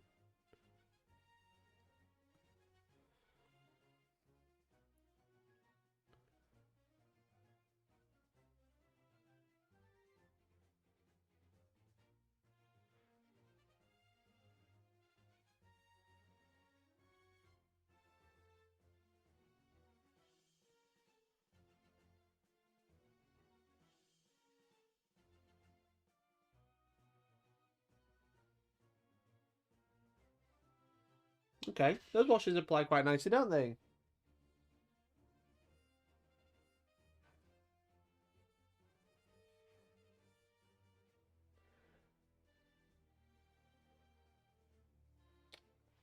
I really want a picture around, that's no problem. So that's all brown in the middle, so we don't need to wash that. Put some wash there.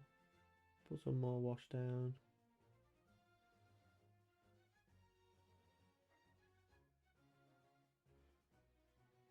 Interesting. See, I've been having a bit of a funny one. Ever since they changed the Null Oil, I've been a bit confused about like how good the washes are. But this is really nice. God, it's annoying because they're watching as well. I don't want to just like blow smoke up their ass. After I've just been talking about nonsense on BBC, but you know, standard Hellstorm stuff. Forgetting where he is. But this wash is applying very nicely.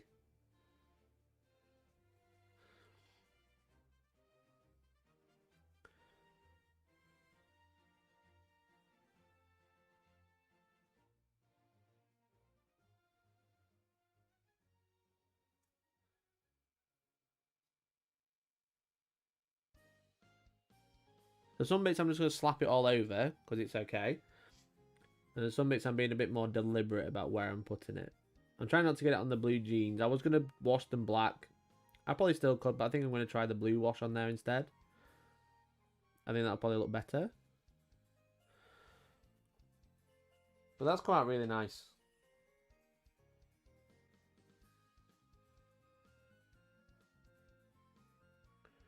God, maybe it is Badab Black. They do act very... It feels very familiar, but maybe I'm just gaslighting myself.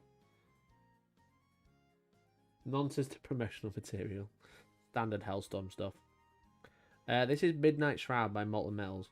Or Dark Star. Dark Star Molten Metals. Something along those lines. Dark Star Molten Metals. That's what the brand is called.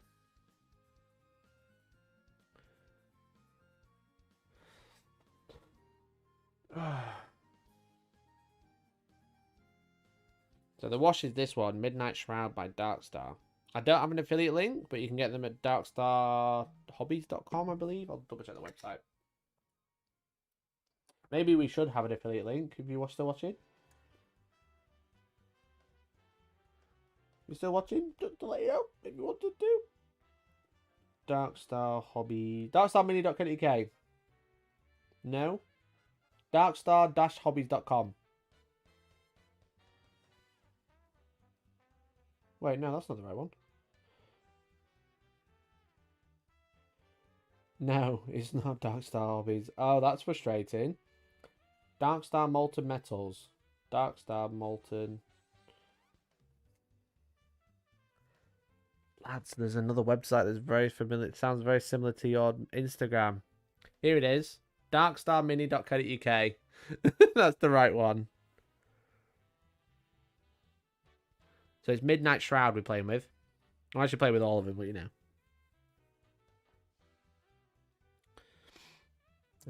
Colour chart.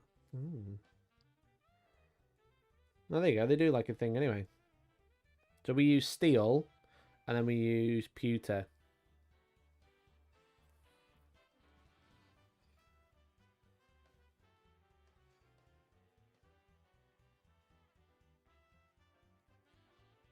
Single paint. So I presume the washers are here as well.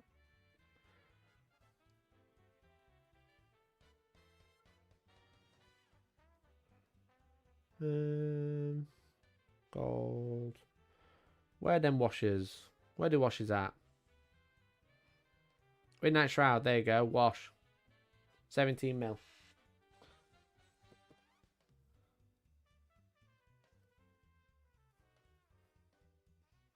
So there, yeah, that applied quite nicely. It does feel very familiar. Interesting. Very interesting. Right, let's do bow.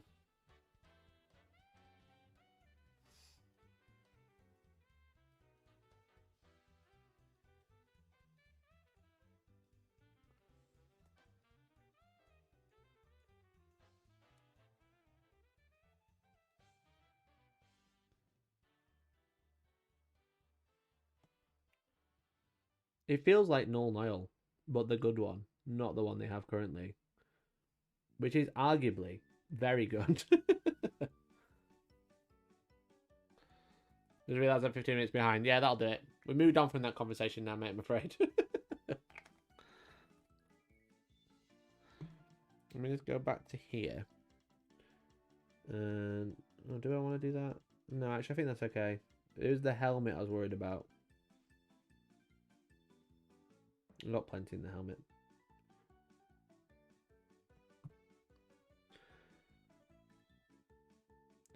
Yeah, it feels like the old Null Oil. And the old Null Oil, before they updated it to the new contrast-esque Null Oil, was a way better than the one they've got now. Oh my god, maybe we're on to a winner. Maybe the best black wash ever? Hashtag best black wash ever? I said the watching, so I can't say that, because that's too shilly. I should clarify, they did send me these paints for free. Just to clarify.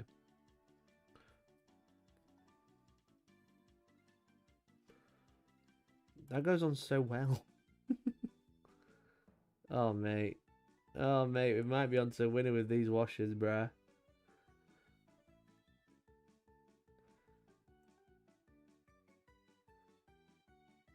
What's that, booty?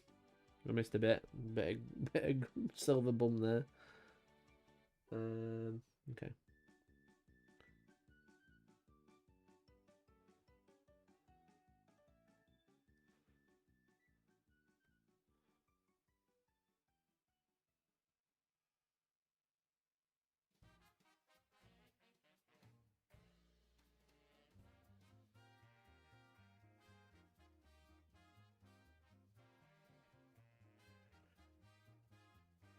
Yeah, they go on really well. Like, i I'm like testing it in two different ways. So I'm like the helmet and the chest plate. I'm doing like pin washing, and it does seem to run into the recesses really nicely. But then on like the cloth and the blue, I'm washing it all over just to see how it kind of acts differently. I'm taking that best black wash ever. Yeah, it does go on really nicely. I will give you that.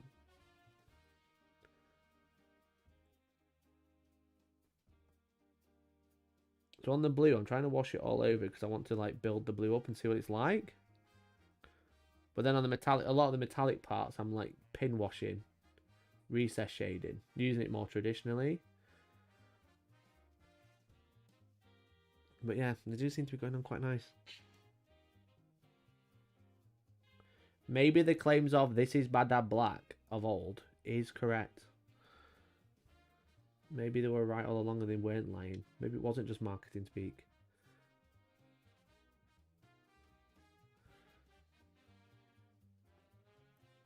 Because like old washes are basically like glazes rather than washers. Or shades. Shades. Old washers were like not like shades. They were more like a glaze. Which is very cool. Like how they worked is completely different.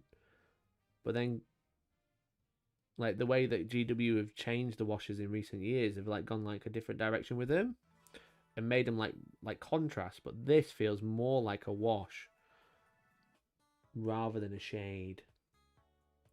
This feels like I've opened a pot from 20 years ago. It's just still going. Can I have a coupon code because I'm buying all the metals and washers? There is like a starter set you can buy with everything in, and it comes in a carry case. Let's have the carry case. I did take them out of the carry case because I put them in a drawer. But the carry case that come in was quite nice.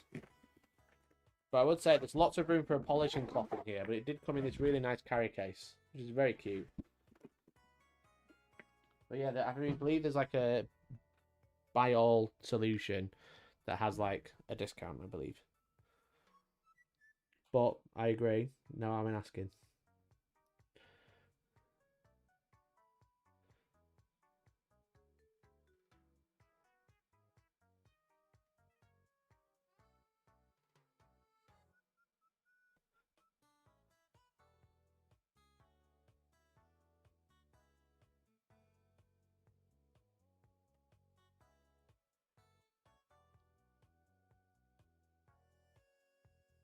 Jimmy hasn't said yes. Jimmy's working as fast as he can. Setting up my affiliate links, and he's going to give you a discount code. What a great guy. Great job, Jimmy. Thanks, Jimmy. Let's say good guy Jimmy in chat. Good guy Jimmy. Sorting out affiliate links and coupon codes at the same time. What a boy. No pressure. Imagine.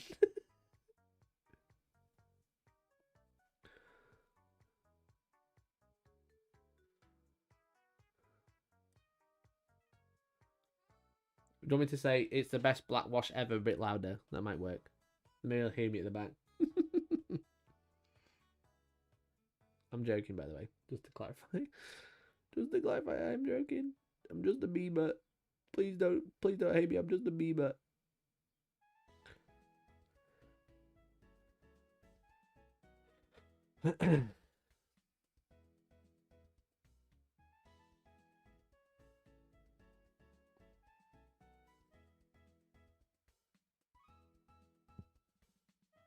Yeah, it just seems to sit in the right place. It might be because of the metallics as well. The metallics have a really interesting finish, which is ready to be buffed. I wonder if I can still buff it after I've washed it all black. I'll pass it on. I'm looking at adding polishing cloths going forwards. Yeah, that'd be really good, I think. Especially because you can get them really cheap on Amazon, you know. You can get like 100 for like a $5. It's just like one less thing that the end consumer has to think about. I think that'd be like a nice addition to be like, you can polish these. Here's everything you need.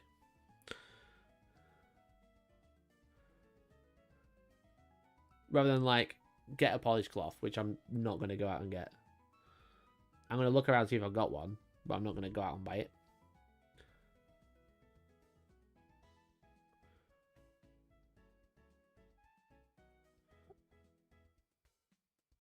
Yeah, they went on really nice. I mean, I'm only down the road, just shout. Yeah, should I come down and nick a bunch of polishing cloths? Yeah, they went on really nice. Like, you get that, like, really nice matte finish.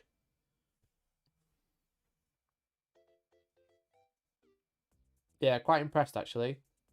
Is there a blue wash? I don't know if there is. I don't remember. This is the only downside of taking them all out of the case. I've got to kind of, like, rummage again.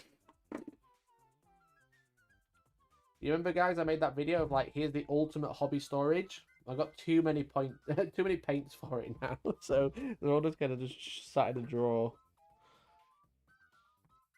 I don't think there is a blue wash, to be honest. I'm checking. Silver Verde. What's Silver Verde? The hell is that? No, there isn't a blue wash. That's okay.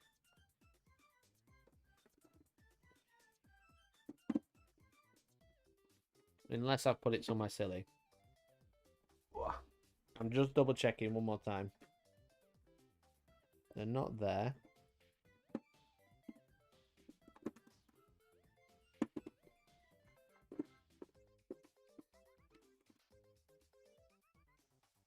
There's nothing blue there.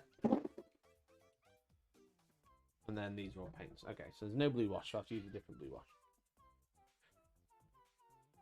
So we'll use the TT Combat one.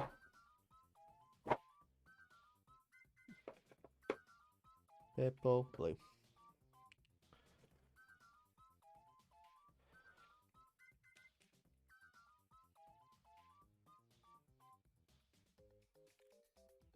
I'm putting a bit of blue wash on the jeans area, with a lack of better term. This is by TT Combat now. And it is called Blue Wash.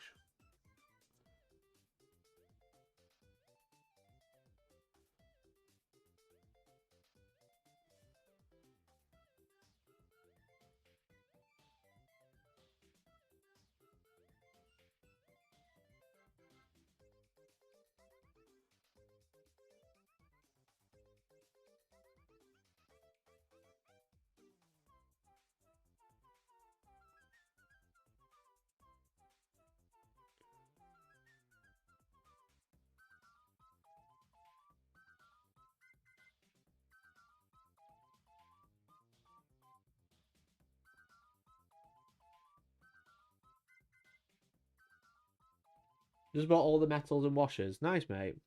Well done, buddy. Yeah, the metals seem pretty fun. I'm excited to try the buffing, which I'll probably do tomorrow. I am recording all this separately so I can turn it into a video. So I'm excited to try buffing the metallics after they've painted on, because that's going to be well interesting. But the washers seem really nice. And I'm interested to compare it to Devil and Mud. I haven't used that Devil and Mud since they stopped selling it. Because I was like, I'll save this for an important day, and I've never used it since. I've just used other stuff. But if there's like an alternate that I can just use, that's going to be really interesting.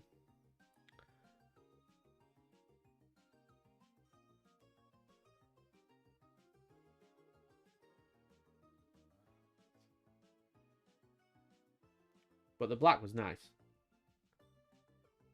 Just think you would have made some money if you had an affiliate link, Mikey. I know. I don't know if that's an option or not. Maybe it will be one day.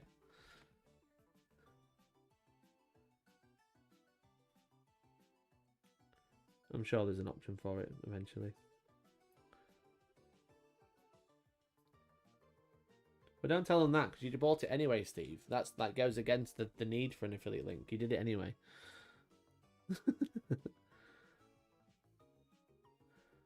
But yeah, that black wash is really good. So definitely worth exploring. The Bo-Katan doesn't have any jean flavor on it. Even so, like, look at like the legs. Like, these are painted grey, and then the visor was grey, but now it looks black, and it's like a really nice matte finish to it.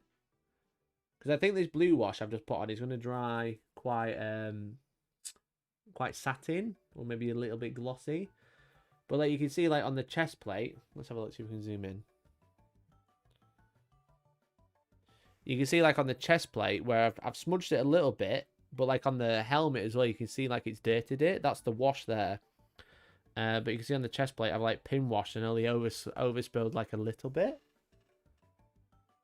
I don't know if you can see that. You should be able to. Like I'm looking on like the under cheek of his helmet. So I'm wondering if I can buff that back out and make that look quite interesting. He's basically done now. He's basically finished. What else are you supposed to do with him? You didn't have my recommendation. You did. I appreciate that. So like here as well. You can't quite see it as well on this one. It's still drying. And this one the same.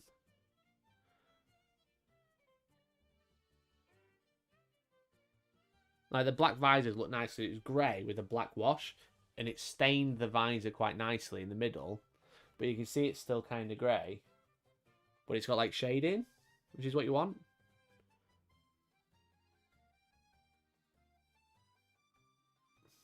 Nice. Impressed. Impressed with the washers. Metallics are really nice. Interested about the buffing system. That's going to be an interesting one.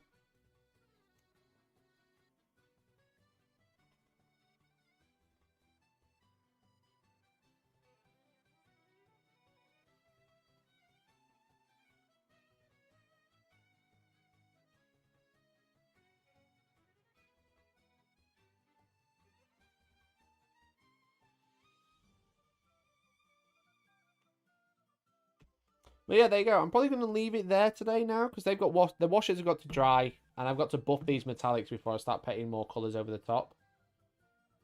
And it's 1:45 and I've not eaten yet, so I should probably do that.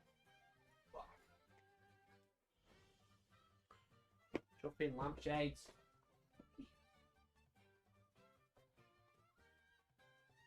So there you go. That was fun. Bang on 2 hours painting as well. That was fun. I enjoyed that. Hopefully you guys did. Yeah, the colours seem really interesting, and I'm glad I got to try them out. So thank you very much. I hope you learned something, or you picked something up, or maybe just curious. I said I've recorded all that separately, so I'm obviously not going to be buffing them now, but I'm going to do it off camera and turn that into a video more than likely. and trying it out and seeing how they look, essentially. Because I'm quite interested to see what they're going to look like after I've like buffed them with a cloth. But hopefully you guys enjoyed it. Again, I know it's a Wednesday, so it's a little bit different. There's not a great deal happening in the Warhammer community in the past few days. Just talking about terrain. Not a lot of drama happening, but hopefully you enjoyed hanging out. We didn't make the member goal, but thank you to the 4 members that did become member today. We had 2 gifted from Mercenary Q. We had Minis, Models, and Mayhem. Absolute legend. Thank you very much for becoming a member as well. And also Decknull breaking the bank and putting in his share of becoming a member. If you are a member or you're not a member already, but you aren't part of our Discord, you should join. It's free to join. But as you become a member, you unlock more areas. You get to see more behind the scenes. You get to talk to me a lot more often off stream. And get to chat to me, chat about lists and stuff. You know, there's a really cool budding community in there, which is really nice. And it's just really cool to see. So hopefully next stream we'll make 10 members. We made 4. We're less than half. Guys, we're slacking. We're slacking, okay? But thank you to Big C and Patrick as well for the super chats as well. Super chats and memberships are the best way to support me. So thank you very much for people who have supported me today and supported me throughout the past. It's been really, really cool. It's been really, really kind of you. I'll be live again. I've got a video coming out very soon because again I'm reviewing the Elegoo Saturn. This is the print that I showed off on Monday, as you can see. So I'm doing a video reviewing this guy, which is really cool. This is on a 100mm base nearly. So this is another. This had been fun to do with the metallics, but Boba Fett's green, not silver. Come on now, there we go. So that's one print, which has been really fun to do. And I've got more, loads more to show you. Again, if you are part of the Discord, you've seen some more behind the scenes stuff. And seen like some other stuff I've been printing. That's been like a lot of work, that's for sure, to get that ready. Hey, Luke, thank you so much for the gifted. 1 to top it off. We made it to 5. We made it halfway. I'll take it. I'll take it. It was very, very kind of you, mate. Daniel Hamilton, welcome to the freeloaders. You've just been gifted memberships, so make sure you join the Discord. You join the Discord for free for 30 days now. Thank you very much to Luke Harris. So thank you everyone for watching. Thanks for hanging out. Again, sorry for going on about money and stuff, but you know, it's got to be done. Got to be done. Got to keep the lights on, you know. So thanks for watching. Have a lovely afternoon. Go touch some grass, and I'll catch you on Monday at 7. Goodbye, everyone. Bye-bye.